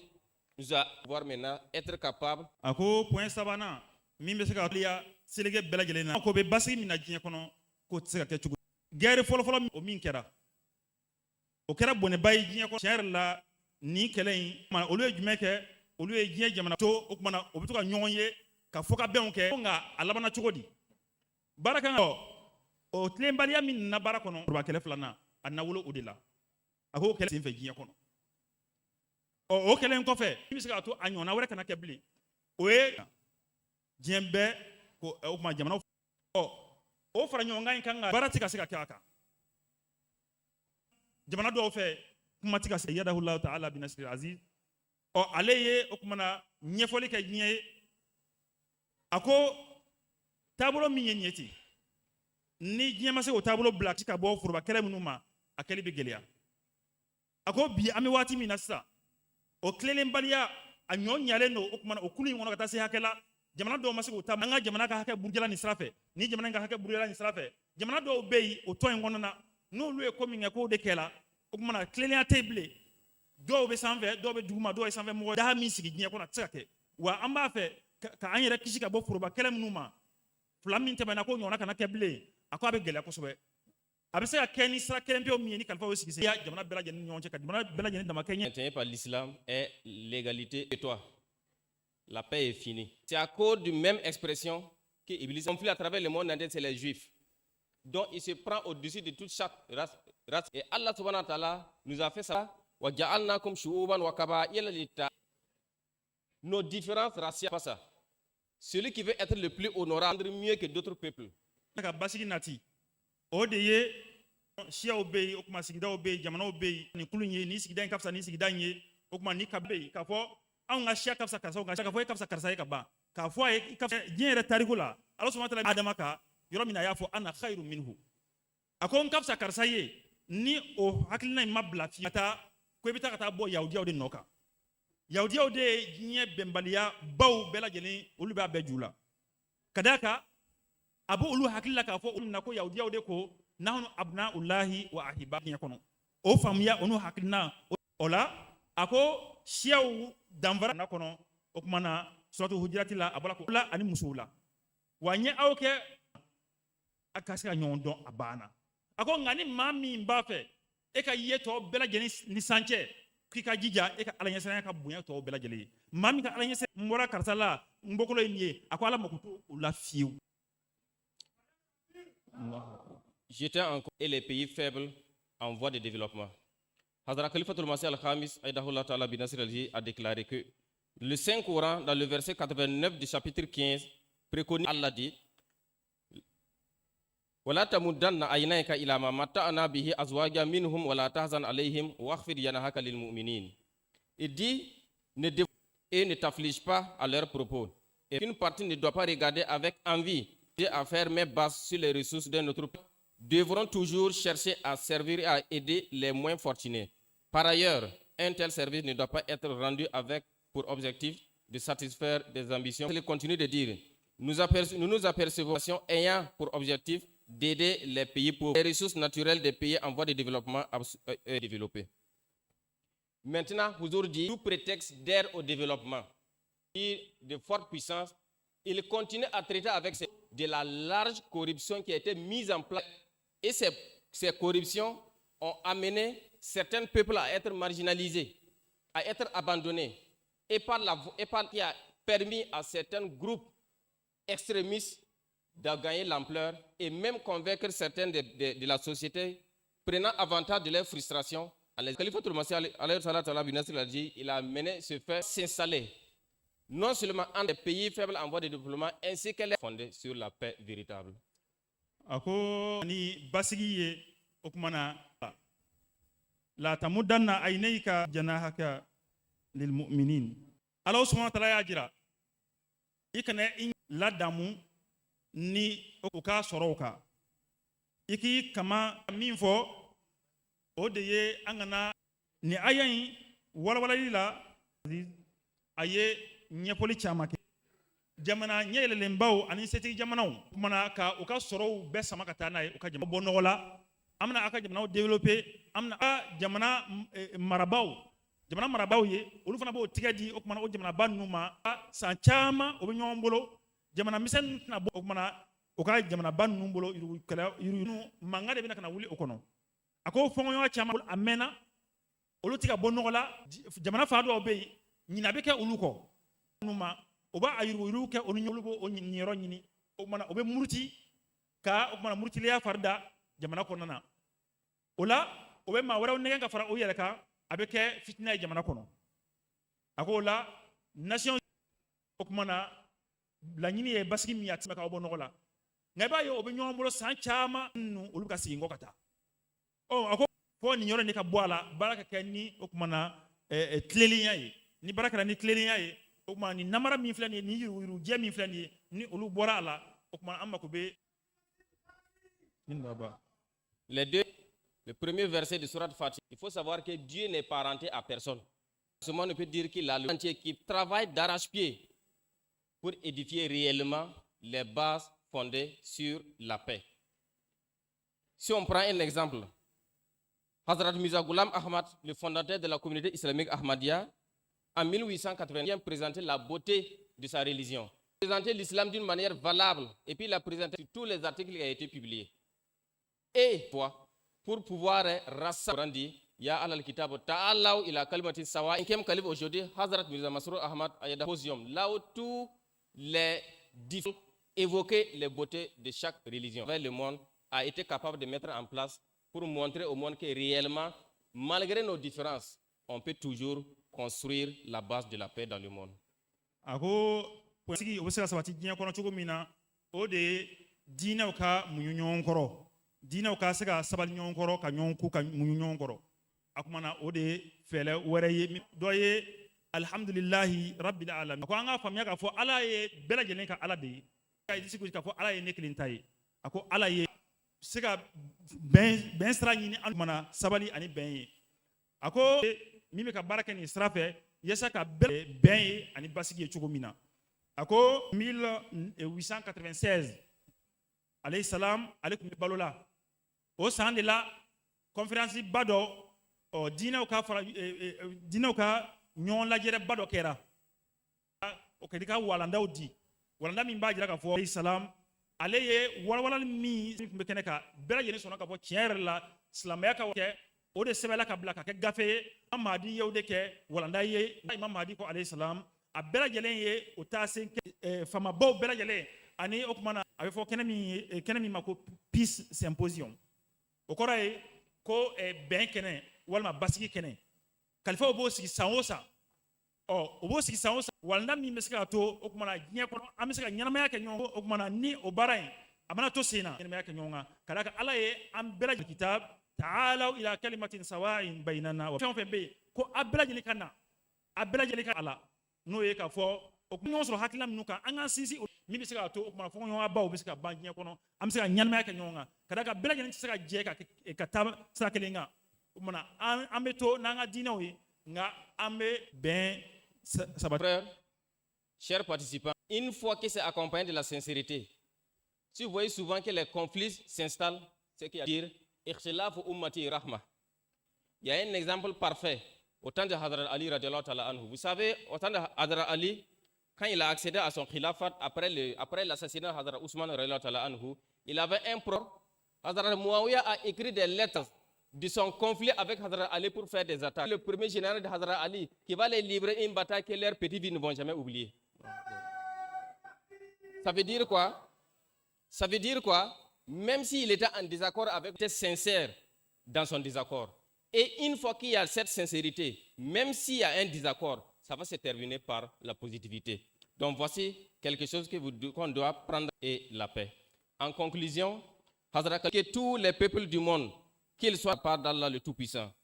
si tous utilisent mieux leurs facultés pour le bien-être de l'humanité, le monde se transformera en un arbre de paix. Près des nations moins développées ou en voie de développement, sans aucun doute, le malaise, la sécurité. Ça, c'est en conclusion un ouvrage une paix réelle dans ce monde qui les ambassadeurs de Muhammadul Khatam Nabiyyin. O de ye kɔnɔna jɛlenya ye ko ni kɔnɔna jɛlenya bɛ baara min na o baara tigiya de ye a ko o la ɲɔgɔnya o bɛ bɔ an ni ɲɔgɔn cɛ maa minnu bɛ yen a bɛ fɔ ma tabi kira ka mantonw olu ka fɔɲɔgɔnya ni a ma sinsin nka ni munafigiya bɛ a la o tɛ se ka ɲɔgɔn ye cogo si la fɔɲɔgɔnya bɛ nana cogo o cogo ni fan fila bɛɛ lajɛlen na Alakira sɔlɔm ka kalifa 4 na kalifaya la o kumana Seydina Usman de kɔfɛ o waati fɔɲɔgɔnyaba dɔ tun bɛ Seydina dugu dɔw kosɔn an b'an ta o fɔɲɔgɔnya sira fɛ ni ka dankari ci ka taa kabila bɛɛ lajɛlen ma ka jira u la k'a fɔ a kana miiri k'a fɔ fɔɲɔgɔnya bɛ ne ni Seydina Ali ni ɲɔgɔn cɛ ko a bɛ a ta o fɔɲɔgɔnya fɛ ko a bɛ dankari Seydina Ali la dɛ cɛ o cɛ n'i y'i sen ta k'a da ko i bɛ taa ka taa dankari Seydina Ali la fo ka taa se a dan na o ka d'a kan fɛn dɔ kan nka a ko o la ni baara o baara Masiru Ahmad ayadahu ta'ala bin Nasir Aziz ale ka kumakan ale b'o kɛ a ka kumakan laban ye a ko kalifa ko a ko an ka hakili fana ninnu bɛɛ lajɛlen a kɛra farafinna ye a kɛra farajɛla ye Europe Asie a mana kɛ yɔrɔ o yɔrɔ diɲɛ fa bɛɛ lajɛlen fɛ a ko Ala subhanahu wa ta'ala ye o kumana mun dɔ di yɔrɔ o yɔrɔ diɲɛ kɔnɔ i bɛ taa sɔrɔ Ala ye faamu an bɛ se ka diɲɛ bɔ nɔgɔ la n'o faamu ye an bɛ se ka ni o kumana jamanabaw olu ma fɔ n'o y'a kɛ ni o kumana jamana misɛnnin ninnu ko olu di o dɛmɛbaga ye ni kɔnɔnajɛlenya ye a ko an mako bɛ daha min na ani bɛn min na diɲɛ kɔnɔ o tɛ se ka kɛ cogo si la fo jamanaba ninnu u ka baara kɛ ni jamana misɛnninw ye ni kɔnɔnajɛlenya sira ye ka kumana diɲɛ bɛ se ka basigi bɛ se ka na nka n'o ma baara kɛ n'o kɔnɔ o ye basigi min na a tɛ se ka kɛ cogo si la o kabati ka kɛ badabada ye wasalamu aleykum warahmatullahi.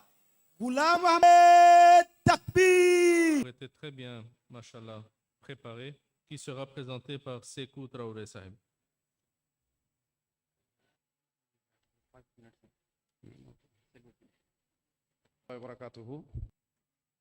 يا عين في يا سعيلي يا بحر نورت وجه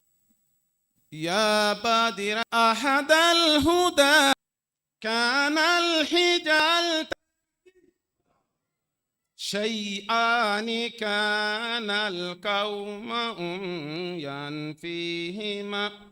حسن الوقار وكسرة النسوان أمن الله تحريم وأزلت حانتها من البلدان كمشارب بالرشف دملك النشوان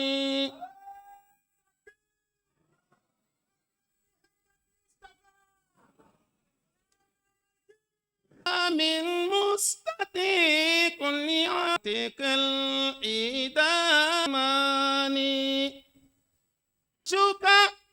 فجذبته أهيتي ماذا يما كان موتهم دطارة بدنر فكر كواني فاني يا للفتى ما بالكلب كون ريحاني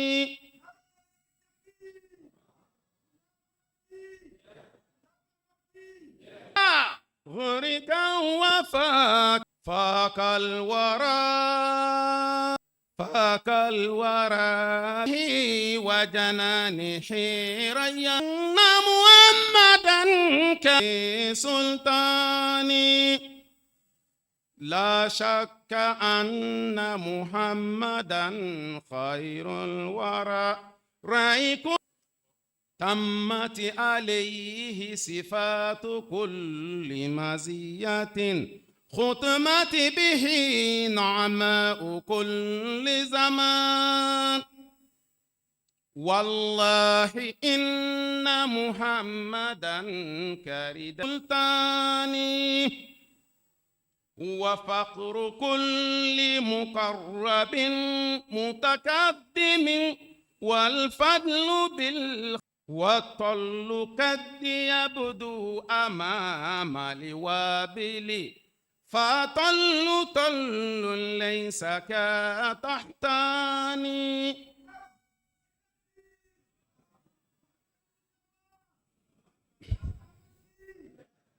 بطل وحيد لا تطيش صيام قد حي وربي والله إني قائدا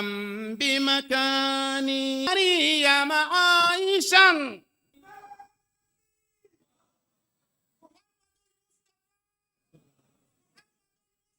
أفأنت لاكيت المسيح بيقظة أو جاءك الأنباء من يقظة فيبين أفأنت تريد عن هدى رحماني فعلم عيسى مثل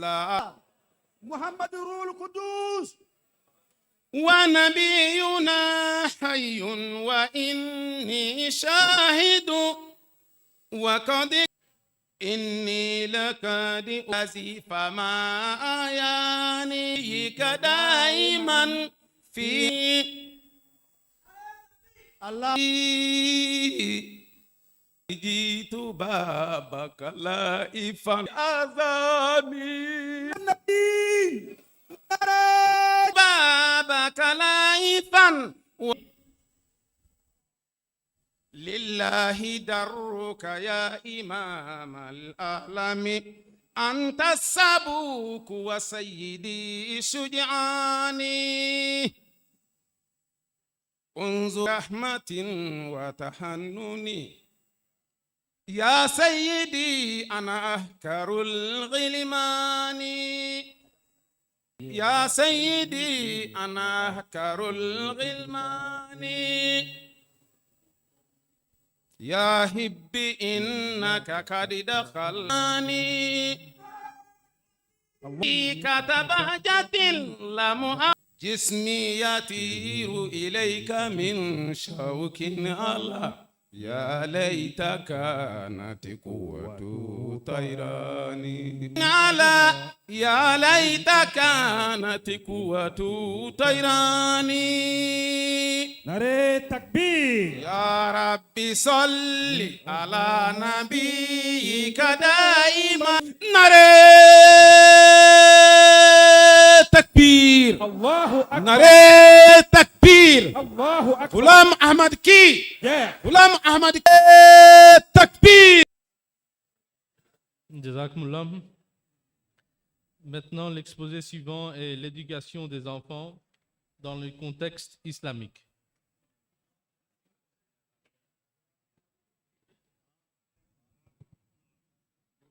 عبده ورسوله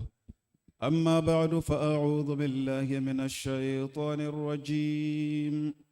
بسم الله الرحمن الرحيم مالك يوم الدين إياك نعبد صراط الذين أنعمت عليهم وذرياتنا قرة أعين. الحمد لله أنبياء الله سبحانه وتعالى كلنا katla ka sharia ka fa sona tala fe aka neman kishin basal kama joduma fla fo o kan o ye demseni ka lamo silameya o konona la wala ma silam abe wati jambo kangari kon bi kada katla ka tananga segi ka ko ngan chugo ko wati ko te bere o kuma wati ko kangari dara klike ala mungoso wati fole mi ndi ko yara ola kadaka bi demseni o ye sini mɔgɔkɔrɔba ye demseniw ye sini ɲɛsigi ye demseniw ye ala ka diw fana kɛra maakɔrɔbaw ye o kumana mara de bɛna kuma o kumana walawalali caman bɛ an bɛ ala minɛ kɔnɔna la sura yɛrɛ min bɛ ni o ye suratu luqman ye o kumana ala sɔnna taala bɛ ka kuma luqman kuma min na a bɛ ka ladilikan di a den ma وأمر بالمعروف وانهى عن المنكر واصبر على ما أصابك إن ذلك من عزم الأمور ولا تصعر خدك للفخور واقصر في مشيك نوننا الله سبحانه وتعالى بكافو سليجو إيكا يا مرياليك نيوماي ني أولو يسرو تورولا ديكونا إيكا تماندو مغوما كورا يانا واسبانتي نيبكما إيكا فانا بربه دي adema la nunu nye jokow ye ani taabolow ye o kumana min ni an sera a kɛcogoya la ka don an ka denmisɛnninw kɔrɔ n'u wulila n'a ye ka baara kɛ n'a ye i b'a ye ka o kumana ala subhanahu wa ta'ala bi a fɔ suratu taharim kɔnɔ wa ahlikum naara ka bɔ tasuma ma tiɲɛ don ni tasuma fɔra yara an hakili bɛ jigin fɛn wɛrɛ min fana na ka bɔ tasuma ma n'an y'a kɛ jahanɛmɛ tasuma ye o contraire ye alijinɛ ye o kumana o b'a yira k'a fɔ ala subhanahu wa ta'ala bɛ k'a ɲini an fɛ an n'an ka b'a fɔ a bɛ ja nin dakuruɲɛ ninnu na an bɛ se ka d'a kan fɛn dɔ faamuli a la o ka gɛlɛya dama baara ye o la nin walanda sanuma an b'a daminɛ o de ye n den seli jɔ mina ko an k'an ka denmisɛnninw yamaruya ni seli a kɛ sɛbɛ ye kosɛbɛ o la seli belebeleba de bɛ a kɔnɔ e min ye maakɔrɔba ye ni e b'i denmisɛnnin bila ka seli nin walanda ninnu dɔnbaliya kama o kumana peut-être a ka gɛlɛ i ka den ka nafa sɔrɔ olu la o dɔ ye jumɛn ye ka to ka denmisɛnnin yamaruya ni seli ye a bi jogo damadɔ bɛ a b'o lase kɛrɛnkɛrɛnnen dɔw de ma o kumana fɛn min bɛ yen a bɛ denmisɛnnin dege o la a b'o jogo fɔ a ye a ka seli walama k'a bolo minɛ i nɔ o kumana seli waati na a bɛna seli kɛli a waati la ka waati o waati baara o baara min ni den bɛ to k'a kɛ a waati la a bɛ kɛ i b'a ye k'a fɔ ka se ka i yɛrɛ programme ka bɛn baara in kɛli ma ka bɛn a waati ma a tɛ gɛlɛya den bolo ka d'a kan a delilen don a la don o don a bɛ ka seli a bɛ den fana kala o la ka kɛ k'a dalakɛɲɛ ka ko kɛ seli bɛ kɛ sababu ye a bonya ka d'a kan n'i ye seli ta k'a lajɛ mɔgɔ kelen de bɛ bila ɲɛfɛ tɔw bɛ jɔ ale kɔfɛ o mana lama min kɛ bɛɛ lajɛlen bɛ tugu o kɔ o tuma na a ka ɲɛmɔgɔ k'a labato k'a bonya ka ko to a ta la n'o tɛmɛna ka bɔ yen jamana seli o bɛ na o ye collectivité a bɛ jɛ ka ko minnu kɛ o tuma na i b'a ye k'a fɔ a b'o ani nin n'a ɲɔgɔnna caman wɛrɛw an tɛna se k'an da se minnu ma seli kelen dɔrɔn bɛ se ka kɛ sababu ye ka an dɛmɛ an k'an denw kalan nin fɛn ninnu na n'o tɛmɛ o kumana ka dumuni kɛ ka bɛn waati kɛrɛnkɛrɛnnen dɔw ma ani dumuni hakɛ o dunni ka dumuni dunta ka kan ka o de an hakili t'o la denmisɛnninw ka dumuni na dumuni kɛ waati ani dumuni hakɛ kuma dɔ la an kana kɛ kuma bɛɛ denmisɛnnin n'a kasira dɔrɔn ni denmisɛnnin deger'o la kɔngɔ b'a la o kɔngɔ t'a la o kuma na a bɛ kasi dumuni nɔfɛ o kuma na o b'a to denmisɛnnin tɛ se ka a nege ani a ni dɔngɔ a tɛ se k'o dɔn i b'a ye an tuma dɔ la a lasili ye nin de o kumana n'i bi n'a sɔrɔ kɔngɔ b'a la nka kɔngɔ min b'a la a ti a ladumuni i ka dumuni d'a ma nin bɛ se k'a lajɔ fo ka taa se dumuni kɛ wa a kana deli o kumana n'a kɔni ko kɔngɔ kumana kana a deli o la i bɛ hakɛ cɛ a bɛ se k'a yɛrɛ minɛ o kumana o bɛ kɛ sababu ye ka i yɛrɛ contrôler ka se i yɛrɛ la ka i yɛrɛ mara o kumana a bɛ baara dɔw la ka baara dɔw kalifa u la a b'a dege baara la mais baara dɔ kalifa a la ka d'a kan an caman bɛ yen an ye maakɔrɔbaw ye nka fɛn dɔw bɛ kalifa an na an k'a kɛ an tɛ se k'a kɛ ka ɲɛ a tɛ k'a kɛ waati la a tɛ k'a kɛcogo la walama an mago tɛ k'a la o n'a ɲɔgɔnnaw depuis adamaden fitinin i kan ka dege fɛn dɔw de y'a bannen ye a bɛ k'i taala ye a bɛ kalan na o a tɛ kalan na o kalanden don o la sa o de kama an kan ka hakili to an kana to u yɛrɛ ma u ka kow dege u yɛrɛ ma n'o kɛra o kumana ɲaaminen bɛ kɛ ɲumanw ni jugumanw bɛ ɲaaminen bɛ kɛ ɲɔgɔn na et puis a tɛ kɛ ordre la olu yɛrɛ kan ka a lajɛ ka u yɛrɛ u ka fɛn caman bɛ yen waatiw b'o la ani fɛn caman wɛrɛ ka o sarakati denw ka de la a bɛ ka waleya dɔ kɛ waati dɔ la walama mago bɛ sabali dɔ la ka o sabali in ta mun kosɔn den bɛ se ka o jogo in sɔrɔ ka wagati di den ma mun kosɔn a mago bɛ waati min na mun kosɔn yɛlɛma ka na a ka se k'o sɔrɔ o de la i b'a ye k'a fɔ stabir alayha i ka denbaya k'i ka yamaruya ni seli ye i ka sabali a kan a ye sabali in fɔ cogo min ye a m'a fɔ wasbir alayha a ko kelen tɛ kalo fila tɛ san kelen tɛ san fila tɛ i ka sabali o kuma na o kɔrɔ ye di ala e yɛrɛ fana ka jɛ ni sabali ye dɛ ne ko k'e tɛ ka seli o kuma na ka dimi tɛ k'i wastabir alayha dela la a k'a matarafa o kuma na den de la ani sabali dɔw de la fo bangebaaw de ka o sɔrɔ a tɛ se k'a sɔrɔ bangebaaw kan ka u janto o la n'i bi se yɛrɛ ka i den ka a teriw a n'a jɛɲɔgɔnw ka olu tɔmɔ a ye k'o woloma a ye n'i ko k'i b'o kɛ a ma nɔgɔn tuma dɔ la e de luwanse la a bɛɛ bɛ du kelen kɔnɔ ni min bɛ location na ɲɔgɔn fɛ o ka u bɛ kow kɛ ɲɔgɔn fɛ maa seko t'o la e bɛna o fara ka bɔ o la cogo di i k'a nɛgɛ ka to ka gɛrɛ i yɛrɛ la ɲɔgɔn a woloma walama i k'a ne m'i cogo dɔ bɛ adamaden bɔra a ka cɛɲɛ na wa jɛɲɔgɔnya ni teriko la e bi sira caman don i den la kɛnɛ ma a bɛ taa fɛn caman y'o la ye a bɔ tuma na o b'a sɔrɔ a tiɲɛnen don ka ban o kuma na nafa belebeleba bɛ o fana la an kan ka hakili to o la n'o tɛmɛna ka bɔ yen denmisɛnnin ye denmisɛnnin de ye fa ye o kɛra ba ye walima o kɛra maakɔrɔba min ye n'a b'o ka fɛ o la sa o correction kɛcogoya an ka kɛ sababu ye ka o tiɲɛ de o dɔ ye jumɛn ye den ka kojugu foyi kana i bila i ka den danga ala sɔnna tala ye sabali min ɲa den ma k'a bugɔ walama k'a nɛni ani k'a danga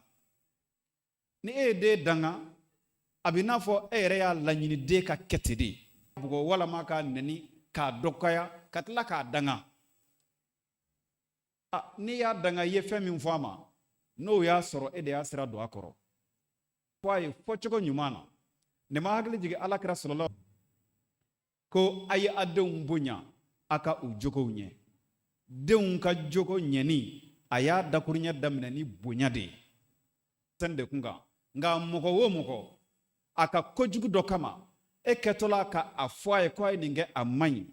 n'i y'a fɔ a ye ni dɔgɔyalima ye a ti diya ye ni ala ma jan a t'o ko kelen dabila bilen nka n'i gɛrɛla la ni bonya ye k'a fɔ a ye ni fɔcogo ɲuman ye a yɛrɛ bɛ cogo ɲuman min ani bonya min ye o bɛna jɔ a ɲɛkɔrɔ n'o jɔra a ɲɛkɔrɔ net ko in kɛli kasa bɛ cɛ a nun na. Nare takbir Muhammad Mustafa. Nka ne ma s'o la bɛɛ fo e y'a fɔ a ye ni jama cɛla ten walama a teriw a jɛɲɔgɔnw cɛ a b'a kuma suli wa a b'a lebu wa a b'a kɛ cogo di dɛ e ye dɔgɔyalima min d'a kan kuma o den dusukun na parce que kuma o kuma n'a ye e ye bonya ye a n'a ka denya k'a dɔn i den de don a b'i tɔ ko diya ye ka taa fɛ o bɛɛ bɛ kɛ sababu ye kuma dɔ la n'a ko k'a bɛ segin ka ko in nka hali ni e tɛ yen e bi gɛrɛli min k'a la k'a fɔ a ye fɔcogo ɲuman na n'i y'a fɔ a ye ni farinya ni dɔgɔyali ye olu kunkolo ka gɛlɛn kosɛbɛ olu de mako bɛ o kuma na e ka farinya parce que mɔgɔ dɔw n'a dusu bɔra ko dɔw bɛ n'a y'o kɛ i ma n'o kɔni kuma n'a fɛ dɔrɔn a bɛ se k'a dabila ten o bɛ gɛrɛ a la gɛrɛ cogo ɲuman na o de la o kuma na den mana kɛ den ni nɔgɔya ye ni bonya kelen an k'a kɛ e ka ɲɛnamaya yɛrɛ e yɛrɛ bɛ kuma a fɛ kuma bɛɛ nka a kana waleya in dabila e ka ɲɛnamaya yɛrɛ kɔnɔ fo ka taa se e ka ladilikanw d'a ma ni bonya ye i b'a dabila kuma dɔ la i ka ladilikan a jɔyɔrɔ o yɔrɔnin bɛɛ nka o kuma na an kan ka hakili to o la kosɛbɛ. Nare takbir. Allahu akbar. Muhammad Mustafa. Sallallahu alaihi wasallam. Khalifatul Masih Sani. Denmisɛnnin mana fili kɛ ka jɔ a ka fili la an kan ka a dɛmɛ k'a dege o la a ka sɔn ka bi farinya ma an b'a dɔgɔya an b'a a e y'o k'a la siɲɛ kelen siɲɛ fila siɲɛ saba a bɛ kɛ den dusuba ye n'o o bɛɛ tɛ fili la a sada man d'a ye bɛɛ a ka fɔ k'a fili la parce que a bɛ to ka fɔ a ye ni fɔcogo minnu ye fɔcogo ɲuman tɛ o kuma na o tora ka nka ne b'a fɔ a ye fɔcogo ɲuman na ani nɔgɔya fili la k'a sɔrɔ a ma kɛ ni dɔgɔyalima ye a ma kɛ ni nɛnini ye a kɛra ni nɔgɔya ye fɔcogo ɲuman ye e y'o kɛ siɲɛ kelen siɲɛ fila yɔrɔnin kelen a bɛ dege n'a ye kojugu ka pɛrɛn-pɛrɛn a kunna a bɛ a segin kɔli gɛlɛya kosɛbɛ wa n'Ala ma jan kɛ o tigilamɔgɔ n'a ye juguman jan kɛ o tigilamɔgɔ n'a ye juguman kɛ a ti jɔ a la bilen wa sadi a ti fɛ man kɛ a ti jɔ a la bilen wa sadi a ti fɛ maa si da ka maga la k'a fɔ ko corriger maa si da ka maga la k'a fɔ ko corriger an ka se a kɛcogo la an ka se a kɛcogo la n'o bɔra ye a denyɛrɛlama ka olu bɔ a la teliya la a denyɛrɛlama ka olu bɔ a la teliya la k'a sanda ka kɛrɛnkɛrɛnnena sugunɛ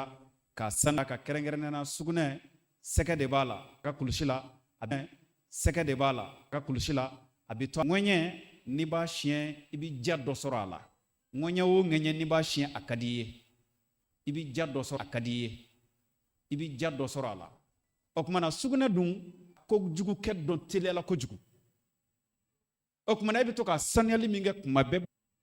o tuma na e bɛ to ka saniyali min kɛ kuma bɛɛ b'a saniyali min kɛ kuma bɛɛ o bɛ kɛ sababu ye b'a saniyali min kɛ kuma bɛɛ o bɛ kɛ sababu ye ka hakili tanga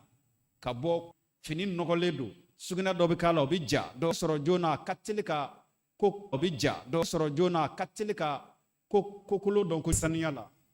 kokolo dɔn ko saniya la mun kosɔn mana ka se ka den kan ka k'a fɔ a ye i kelen ta tɛ nin fɛn in ye ani i ni karisa de jɛ don o tuma na k'a fɔ a ye a k'a tila bɛɛ lajɛlen ni ɲɔgɔn cɛ a bi adamaden dɛmɛ o tuma na mun kosɔn i kana miiri k'a fɔ i ne sɔrɔ o tuma na i hakili bɛ jigin mɔgɔ wɛrɛw la o tuma na a b'i den dɛmɛ o la o tuma na a b'i den dɛmɛ o la kosɛbɛ an kan ka hakili to o la kosɛbɛ an kan ka hakili to nin bɛɛ lajɛlen la n'o bɔra yen an ka denw kɔrɔ an yɛrɛ de nɔ don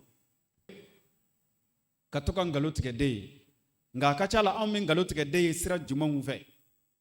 ne bɛ fɛ tigɛ den ye sira jumɛnw fɛ ne bɛ fɛ ka denmisɛnnin wele k'a ci a bɛ na a bɛ taa e ka ci la a bɛ na tuguni ne bɛ tila ka ban k'a d'a ma siɲɛ kelen i tilala ka o k'a la siɲɛ kelen i tilala ka o k'a la siɲɛ fila siɲɛ sabanan ne ko k'i b'a k'a la janfan na o den kelen n'o kɔrɔbayara a fana b'o k'a dɔgɔninw na depuis yen a fana b'o k'a dɔgɔninw na depuis yen a ye janfan daminɛ e de y'a dege a la filanan e fana dɔrɔn tiɲɛ tɛ i ti tiɲɛ bɔ i da e yɛrɛ de o de la i b'a ye k'a fɔ Alakira sallallahu alaihi wasallam o ci waati kɔnɔna la Alakira sina ka ɲininka ten i bɛna mun d'a ma a ko tamaro k'i bɛna d'a ma yɛrɛ wa a ko awɔ ko n'a y'a sɔrɔ i kun tɛna d'a ma f'i y'a nɛgɛ ten ko a tun bɛ sɛbɛn ye k'a fɔ kuma dɔ la anw yɛrɛw ka lahalaya caman bɛ kɛ sababu ye ka sira juguw don denw kɔrɔ o la denw kɔrɔ o la an kana sɔn cogo si la fɔli min kɛ n bɛ nin fɛn in kɛ i bɛ tila k'a k'a ye a bɛ den bila ka da e la a bɛ den bila ka da e la a bɛ danaya sɔrɔ i la mɔgɔ o mɔgɔ bɛ yen danaya sɔrɔ i la mɔgɔ o mɔgɔ bɛ yen n'a bɛ denmisɛnnin wele taa nin ci na n bɛ nin fɛn in d'i ma i b'a d'a ma fa a ka ca la a tɛ sɔn ka ban o ci ma i ye den dege n'i ko n bɛ nin fɛn in di mɔgɔ i ye den dege n'i ko n bɛ nin fɛn in di mɔgɔ ma i ma tila k'a da nka n'i ma mɔgɔ ma i ma tila k'a da nka n'i ma k'a ye fo ye a fɔ ten la kosɛbɛ k'a ye fo ye a fɔ ten la kosɛbɛ n'o bɔra yen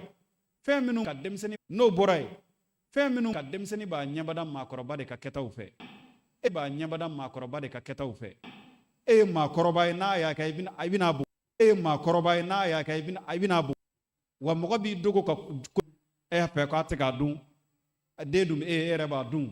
a b'a dogo k'a dun i bɛ taa b'a dun a b'a dogo k'a dun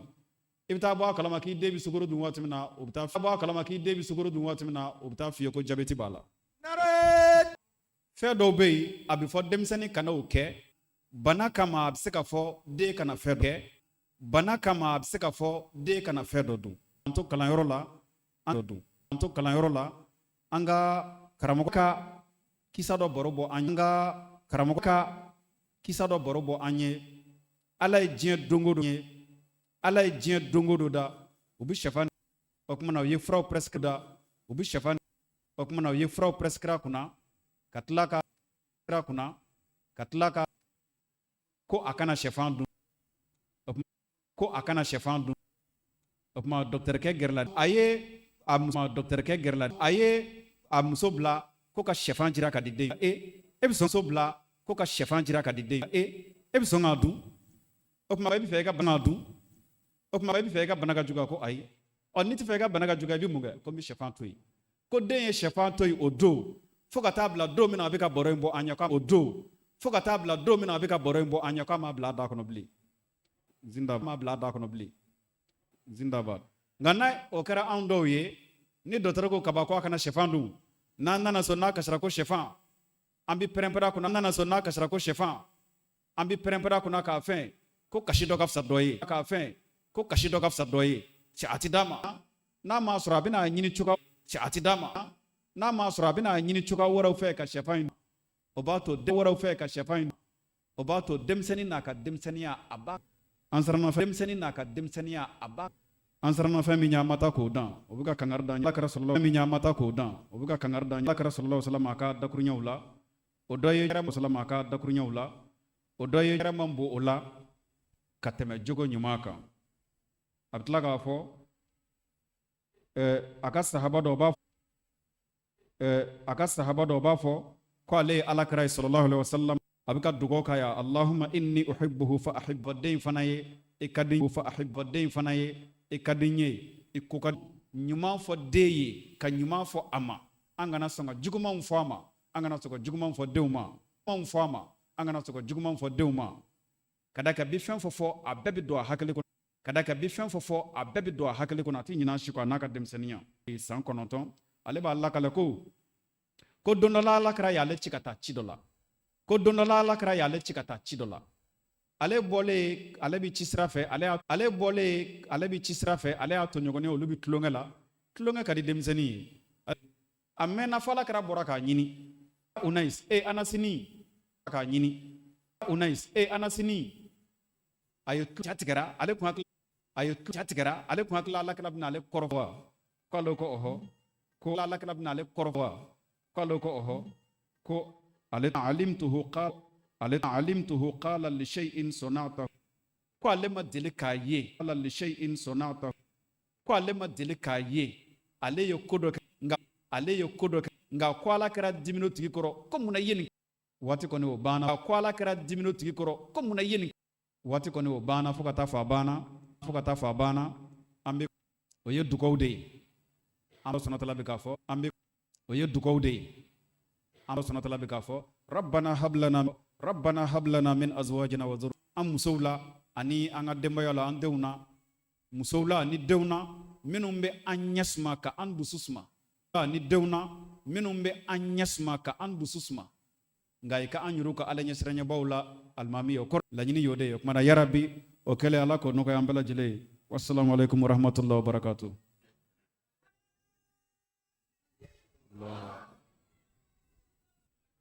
Dans le dernier exposé pour cette session, comment aider les enfants à utiliser sainement les réseaux sociaux. Par Zach, les enfants à utiliser sainement les réseaux sociaux. Par Zach. Nare takbir. Ghulam Ahmad Ki. Takbir. Ghulam Ahmad Ki.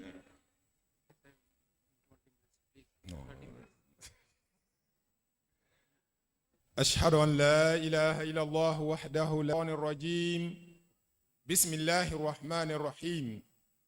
الحمد لله رب العالمين الرحمن الرحيم مالك يوم الدين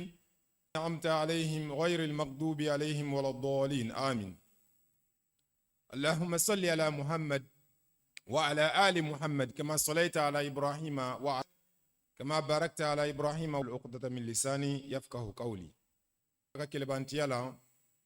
adama de bi tɔɔrɔ sɔrɔ la mishira ka fɔ batuma o kɔfɛ mishira ka fɔ alakira muhammad sallallahu alaihi subhanahu wa ta'ala y'a ci ka cili kɛ hinɛ an bɛ tanga ɲini ala subhanahu wa ta'ala fɛ ka bɔ shitana danga ka kisi ani nɛɛmɛ ko ka alakira muhammad sallallahu alaihi wa sallam kabini arabu jamanaw la fo kana se diɲɛ fan wɛrɛ ma kan o de ye sira dumanw ni réseaux sociaux u ka se ka labaara cogo denmisɛnnin ko kuma bɛɛ walanda ninnu fila bɛɛ lajɛlen la wala o walanda in n'an y'o lajɛ réseaux sociaux yɛrɛ n'an y'a ta k'a lajɛ waati ninnu na diɲɛ fantan ani naani bɛɛ lajɛlen fɛ sabu kɛ kɔn ni wagati ninnu ye a kun tɛ yen nɔ ye nka kɛ kɔn ni wagati ninnu ye ɲɛnamaya tun bɛ cogo di baarakɛminɛn don min b'a la ni muru da sigana si t'a la a bɛ kɛ nafa ye i bolo juguman fana sɔrɔ ni o ye bɔgɔla siriw k'a bɛɛ lajɛlen ɲagami sababu ye k'a bɛɛ lajɛlen gɛlɛya ne ni aw kelen walanda in mi ka ɲɛsin denmisɛnninw mi kalan diɲɛ kɔnɔ bi réseaux sociaux a tɔɔrɔ fanga bonyana bi kosɛbɛ kosɛbɛ de b'a dɔn kosɛbɛ kosɛbɛ ka tɛmɛ maakɔrɔbaw kan siratigɛ la kuma in mi kɛ adressé denmisɛnninw si t'a la n'a ye denmisɛnninw kalan a kɛcogo la tɔɔrɔ min mi kɛ kɛ a kɔnɔna na diɲɛ fantan naani bɛɛ lajɛlen fɛ bi dɔ bi bɔ o la an b'a ɲini Ala ma hakilima kelen kelenna bɛɛ lajɛlen jɛnnen don ni a ye fo ka taa se denmisɛnnin kɛ adamadenya kɛcogoya du kɔnɔnaw la sigidaw la a n'a ɲɔgɔnnaw ani a ka diinɛ yɛrɛ kɛcogoya fo ka taa se denmisɛnw ni ɲɔgɔn u yɛrɛ dama ni ɲɔgɔn cɛ u bi fɛn minnu lajɛ filimu minnu b'a la n'o bi tourner kɔnɔna juguya ni denmisɛnninw min to k'o filimuw lajɛ bila lahalaya la min b'a la e yɛrɛ tɛ sigi ni min ye tele kalamu nin ko in na wa o la pour que an bɛ se ka denmisɛnninw k'u former k'u dege telefɔni yɛrɛ o bɛ se ka kisi o. a tɛ n'a fɔ a bɛ taa yɔrɔ yɔrɔ la e ka ye koyi nka e ka sira minnu ye ka to ka jateminɛ kɛ n'o ye cɛnni ye a yɛrɛ mɔ walima soso baara kuma minnu na i ka kan k'i jija ka waatiw sigi a la i ka kan k'i jija ka kumaw sigi a la walasa a bɛ se ka kisi a kɔlɔlɔ ma denmisɛnnin kɛrɛfɛ waati la waati minnu ma n'a bɛ kɛ baara ni réseaux sociaux sira minnu kan waati le kan ka sɛbɛn bi fɔrifiyɛw de k'u kun mansaw de bɛ fɛn bɛ yen nɔ i b'a sɔrɔ mansaw de b'a fɔlɔfɔlɔw kɛ se tɛ minnu fana ye olu denw fana b'u débrouiller k'a kɔlɔsi n'i y'a ye cogo minnu na minnu b'a la n'o man ɲi a f'a ɲɛna a karisa ni lahalaya in bɛ nin cogo in na ni lahalaya in bɛ nin cogo in na nka karamɔgɔkɛ ka kuma kɔnɔna na i b'a dɔn k'a fɔ a bɛ gɛlɛya dɛ e ko a ma k'a kɛnɛ réseau baara waati dɔw la n'a fɔ k'a baara ka taa se su waati dɔw ma nka a yɛrɛ kun bɛ kɔrɔta ɲɛgɛnɛkɛw ni olu n'a ɲɔgɔnna a b'a sɔrɔ e yɛrɛ b'a kuranɛ dun y'an fataniya ka bɔ o ma lima taquluna ma la taf'alun o la an kan k'an jija k'an hakili to o yɔrɔw la k'a kɔlɔsi a nɔfɛ a bɛ k'a kɛ cogo min na ka siraw jira sigana si t'a la min nafa sɔrɔ a la nka n'i y'a kɛ nin juguman n'a ɲuman dɔn ka bɔ ɲɔgɔn na nka n'an bɛ kɔlɔsili kɛ dɔrɔn n'an y'u ye k'u to yen na i b'a ye k'a fɔ u b'a kɛ ka taa cogoya la cogo min b'a la ni nafa yɛrɛ tɛ sɔrɔ a la wa o telimanw kalan sira telimanw ɲɛnamaya kɔnɔ a la kalan sira telimanw ɲɛnamaya kɛ kɔn san 20 damadɔ tɛmɛnen ye e yɛrɛ mɛ deli ka se yen i b'a ye k'a fɔ gɛlɛyaba de tun b'a la nka bi a bɛ cogo di an sigilen filɛ nin ye walima an filɛ ka waajulu kɛ nin ye minnu bɛ jamana in fan wɛrɛ fɛ o lase olu ma o de bɛ wele ko internet walima réseaux sociaux sira bon o la kɔrɔ b'a jira nafa dɔ de bɛ a la min b'a la a labaarali man ka jɔ ka kɛ nafa ye o ma seyiat juguma dɔ fana bɛ ka hadisa dɔ bɛ yen a ko ni'amatan mɔgɔ fila bɛ yen nɔ mɔgɔ fan caman bɛ yen kɛnɛya ani wagati kɛnɛya nafa ka bon fɔ waati min na n'i ye tɔɔrɔ sɔrɔ i yɛrɛ tɔ tɛ yen tuguni misaliya la ni denmisɛnnin bɛ tulo bɛ mɛnni kɛ ka ɲɛ wa i b'a sɔrɔ la kɔgɔ denmisɛnnin kan o wagati la k'a to denmisɛnninya kan kow man ca ale bolo ale ka se ka nin fɛn ninnu labaara cogoya la min b'a la ne a kɛ d'a yɛrɛ ɲɛ nka ni dan bɛ sigi wagati la ni a ma ɲɛfɔ a ɲɛ k'a fɔ mɔgɔ caman bɛ yen nɔ u ni ɲɛko problème bɛ ɲɔgɔn na k'u ye k'a sababu kɛ internet labaarali ko cɛjugu ye u ni ɲɛko problème bɛ ɲɔgɔn na dɔw ta yɛrɛ u ni tuloko problème bɛ ɲɔgɔn na k'a sababu kɛ hectares ni fɛngɛw don i bɛ na kɛnɛ o conséquences in de bɛ na walima o n'an y'an ka waati bɛɛ lajɛlen di a ma ne man ka kɛ nin lahalaya in kɔnɔna na n'an y'o o la an ma ɲini Alahu subahanahu wa taala n'o ye tɔnɔ bɛ bɔ ni sira minnu ye o de ye ka dan sigi nin fɛn ninnu baarali wagatiw la o tɔnɔ bɛ bɔ ni jumɛn ye o de ye ka nin fɛn ninnu labaara baara cogoya la min b'a la n'a mɛn i b'a sɔrɔ la o bɛ nin fɛn ninnu labaara siraw ka u ko o wari in doli la forfait la ni labaarali walima internet sira ninnu labaaraliw kan k'a sɔrɔ olu ka baara yɛrɛ foyi sirilen t'a la wa olu tɛ nafa foyi sɔrɔ a baara la i b'a sɔrɔ la o mɔgɔ de ka ca o la o nafa ka bon i ka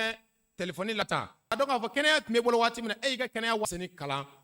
télévision se wagati min na i n'a bɛ ɲɔgɔn kan wagati min na n'i ko i b'a kɛ o wagati la kosɛbɛ walasa nin faamuyali ko ɲuman i bɛna labaara ka taa se hakɛ la fo ka taa se seli waati yɛrɛ minnu bɛ yen n'e k'a bɔ yɔrɔ o problème bɛ mɔgɔw kan mɔgɔ caman bɛ yen nɔ o bɛ se ka waati bɛɛ lajɛlen di ka se ka wuli ka sigi a labaara wagati la yarabi an b'a fɔ waati min b'a la ni nafa bɛ a la adamaden man ka kɛ mitele filɛ nin don fajiri ye n'o jateminɛ y'i bolo dɔrɔn i b'a ye k'a fɔ e yɛrɛ tɛna se k'o jate di denmisɛnninw ma sabu ka d'a kan a t'e yɛrɛ bolo wala e k'an k'i jija a ka kɛ e yɛrɛ bolo o siratigɛ fana na e ka denmisɛnninw kala a la o da fɛ wala an b'a ye kuranɛ kɔnɔna na Alahu subahanahu kɛla muminunw ɲɛ fɛn ye sɛbɛnni waati ye min ye n'a mɛn k'o waati la dɔrɔn i b'a ye k'a fɔ nafa dɔ kan ka sɔrɔ a la o nafa tɛ sɔrɔ a la o de kosɔn n'an y'a lajɛ Alakira Muhamadu sallallahu alaihi wa sallam ale min nana ni diinɛ ye ale ye wagati minnu dan sigi ni sɛbɛnnikɛlaw y'o sɛbɛn k'a jira k'a fɔ seli fana kan ka seli nin wagati in na lazara kan ka seli nin wagati in na fitiri kan ka seli nin wagati fo ka taa se fajiri ye i bɛ se ka nafa dɔ sɔrɔ o nka e ka nafa tɛ mɔgɔ ta bɔ ne nana i ka fajiri seli tile bɔlen n'o kɛlen yɛrɛ taabolo ye den bɛ wuli don o don o b'a sɔrɔ la e ka fajiri seli waati bɛnna tile bɔ waati ma e bɛ fɛ k'o den kala mun de la walasa o ka se ka e ladege o la ni cɛnni tɛ i b'a ye k'a fɔ ɲuman kɔni tɛ wala an b'a ɲini Alahu subahanahu wa taala fɛ a faamuyali ko ɲuman Ala k'a nɔgɔya an kelen a ko an bɛ denmisɛnnin lakalali min kɛ o bɛ wuli ni u hakili bɛ kɔgɔ ni lahalaya dɔ de ye lahalaya min b'a la ni a bɛ ɲɛ u bolo wa n'a bɛ kɛ siniɲɛsigi ye u bolo o de kosɔn Imam Mahdi ko fal aqlu salim fi jismi lafiya yɛrɛ sɔrɔ fiyewu e farikolo yɛrɛ tɛ lafiya tɛ farikolo bolo farikolo kan ka lafiya waati minnu sɔrɔ a kan k'an jija cogo bɛɛ lajɛlen la ka nin fɛn ninnu ka dɔw tɛmɛnen walima san bi hakɛ dɔw ni maa la ni maa tun bɛ miiri n'a ye o waati mɔgɔw n'olu tun bɛ miiri n'a k'a fɔ nin bɛ kɛ bi n'an ye san bi hakɛ dɔw tɛmɛnen lajɛ o waati mɔgɔw tun tɛ miiri n'a ye k'a fɔ ko don dɔ bɛ na ko tulo bɛ ɲɔgɔn kumakan na nka alihamudulilayi rabi télévision siraw kan o la o fɛn minnu ma n'olu dila ma an kan k'an jija an tɛ se ka kariya a kɔ fiyewu maa si kɔni n'o y'o bila hakili la k'a fɔ k'e bɛ se ka kariya a kɔ k'a fɔ e kan ka se ka kunnafoniya minnu sɔrɔ e y'o bɛɛ lajɛlen bali yɛrɛ la i b'a ye k'a fɔ a gɛlɛyala e dun kɔrɔla ka ban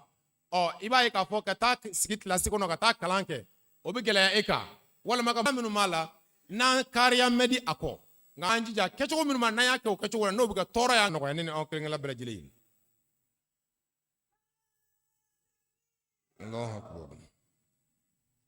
walasa n'an y'a lajɛ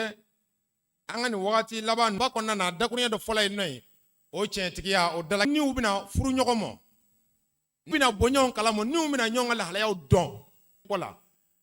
nka bi o tiɲɛtigiya dala kɛnɛ kan Alakira Muhamadu sallallahu alaihi wasallam o dakurunya min fɔ i b'a ye k'a fɔ kunnafoniya fɛn fɛn min fɔ walima ko o ko bɛ ka diɲɛ fan o fan fɛ n'i ye internet ta sisan a la yɔrɔ min na dɔ bɛ se k'a ka telefɔni bɔ ten de kan bɛɛ lajɛlen bɛ se ka nafa sɔrɔ a la bɛɛ lajɛlen bɛ se ka a tiɲɛ o tiɲɛtigiya o dala kɛnɛ kan o de ye nin ya bamuruda fila min don an kan k'an jija ka kɛ ni mun ye bi qiyadati ruhiyya allati turshidna kunandiya o de ye fɛn ye Ala subhanahu wa ta'ala ye Ala ma ɲɛmɔgɔ dɔ min mi anw bilasira tan a bɛ tɔɔrɔ sɔrɔ la Ala ye anw o di anw ma bi n'o kuranɛ ye o fɔ lima taquluna dakurunya in ni nafa ka bon kosɛbɛ min fɔ an bɛ ka baara kɛ wa an kelenkelenna bɛɛ lajɛlen kan k'an yɛrɛ kɔntɛ bɔ n'o ye o de kosɔn a fɔlɔ hasibu anfusakum qabla an tuhasabu a y'a yɛrɛ kun kɔntɛ wa Ala mɔgɔ la min b'a la ni a bɛ anw bilasira bi hablil khilafa ni anw an kan k'an ɲɛsin ka mɛnɛni kɛ baaraw la ɲumanw na fɛn ɲuman minnu b'a la ni kalifa b'an bilasira ni o ye wala n'an y'a lajɛ kalifa ka discours la walima kalifa ka bilasiraliw la ani denmisɛnninw adressé jamaatu membre la diɲɛ fantan na la wala ya rabbi ama a faamuyali ko ɲuman Ala ka nɔgɔya an kelenkelenna bɛɛ lajɛlen ye wa fi hadha al-asr n'an ka nin wagati ninnu gɛlɛya sɔrɔ ni réseaux sociaux ninnu kunnafoniya kolon dɔw bɛ di o kunnafoniyaw di an bilasira o yɔrɔ la a ko cogo di in tabayyanu an tusibu qawman bi jahala fatusbihu ala ma fa'altum nadimin wala kunnafoniyaw kɔni bɛ kɛ cɛri fan bɛɛ lajɛlen fɛ a bɛ ka bɔ télévision na a bɛ téléphone siraw kan a bɛ internet to an yɛrɛ la dɛ o sira do suratu hujurat kɔnɔna na k'a partager i ka hakili sigi fɔlɔ dɛ fatabayyanu i hakili sigi e kana si ka ta k'a partager ka sɔrɔ ka n'a ye nin fɛn min mɔgɔ minnu bɛ yen n'olu bɛ ka page filɛ e danaya mɔgɔ minnu bɛ yen karisa kɔni y'a fɔ ka ban dɔrɔn karisa ka kunnafoniyaw jɛlen don ni Ala subhanahu wa ta'ala ye nɛɛmɛ ka anw ye ni kalifaya barika an k'o ta an ka baara kɛ ni a ye n'an bɛ kunnafoniya a tɛ n'a fɔ kunnafoniya fɛn o fɛn min fɔ walima kunnafoniya fɛn o fɛn min na e ma k'o bɛɛ lajɛlen ye tiɲɛnikɛla ka kunnafoniya ye dɛ ayi laɲini tɛ o ye e k'a sɛgɛsɛgɛ o kɔrɔ ye kolon ye a kɛla tiɲɛnikɛla ka kunnafoniya ye hakili to o yɔrɔ la a kɛla réseau sira kan o a kɛla mɔgɔ dɔ nana i fɛ ka kunnafoniya dɔ f'i ɲɛna o n balimakɛ n balimamuso i hakili sigi fɔlɔ i ka kunnafoniya ɲini k'a sɛgɛsɛgɛ ka tila ka taa sɔrɔ la tiɲɛ tɛ ka tila ka taa sɔrɔ la fɛn fa bi so sira kan bɛɛ lajɛlen b'a kalama u bɛ adamaden dɔw bila dɔn na u bɛ adamaden ko o ye réalité yɛrɛ de ye o bɛ kɛ min bɛ kɛ nin i k'a dɔn k'a fɔ i y'a ta k'a cɛri a dɔnbaliya kunnafoniya dɔ nana a sɛgɛsɛgɛ i k'a dɔn k'a fɔ kunnafoniya ɲuman ne ye kelen o kɛbaa ye i jija i k'i da fatɔma batɔma walima karisa e bɛ se ka kɛ kunnafoniya jugu cɛribaa ye faamuyali ko ɲuman Ala k'a nɔgɔya an kelenkelenna bɛɛ lajɛlen a ko kɛrɛnkɛrɛnlen ɲɛna la siyama jiilu nasiya min al-murahiqina wa shabab kɛrɛnkɛrɛnlen ɲɛna funankɛni minnu b'a la n'a mɔ cogo min na n'a jala o cogo la sigana denmisɛnnin b'a ka denmisɛnninya wagati min na e min ye fa ye cogoya la min b'a la ni o ye cogoyaw la ɲuman ye lamɔ ni jogo juguya ye o bɔli min kɛ a la an ye nin yɔrɔba de sɔrɔ k'a sababu kɛ an kɛ tugu min b'a nɔfɛtɔmaw bila siraw la sira yɛrɛ min na sira minnu b'a la n'a bɛna ni hakilisigi ye u ka baarakɛyɔrɔ ma a ka dɔgɔ k'i b'o ɲɔgɔnna ɲɛ cogo min na k'a jira k'a fɔ wagati ban an ka hakili to walanda ninnu na wala kɛ minnu bɛ di a tigi sera kuma fɔ cogo min b'a la k'a fɔ ni nafa dɔ bɛ sɔrɔ o la an ka ɲɛnamaya fan dɔw la an b'a fɔ alhamdulilayi rabbi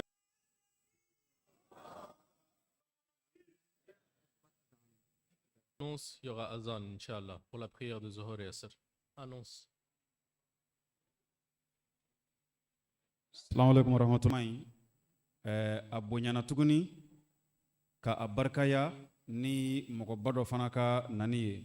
ni o ye colonel Mahamadu Keita n'o ye Kampara o chef ye o kumana an bi a fo a ka nani na k'a fɔ a ka nani jara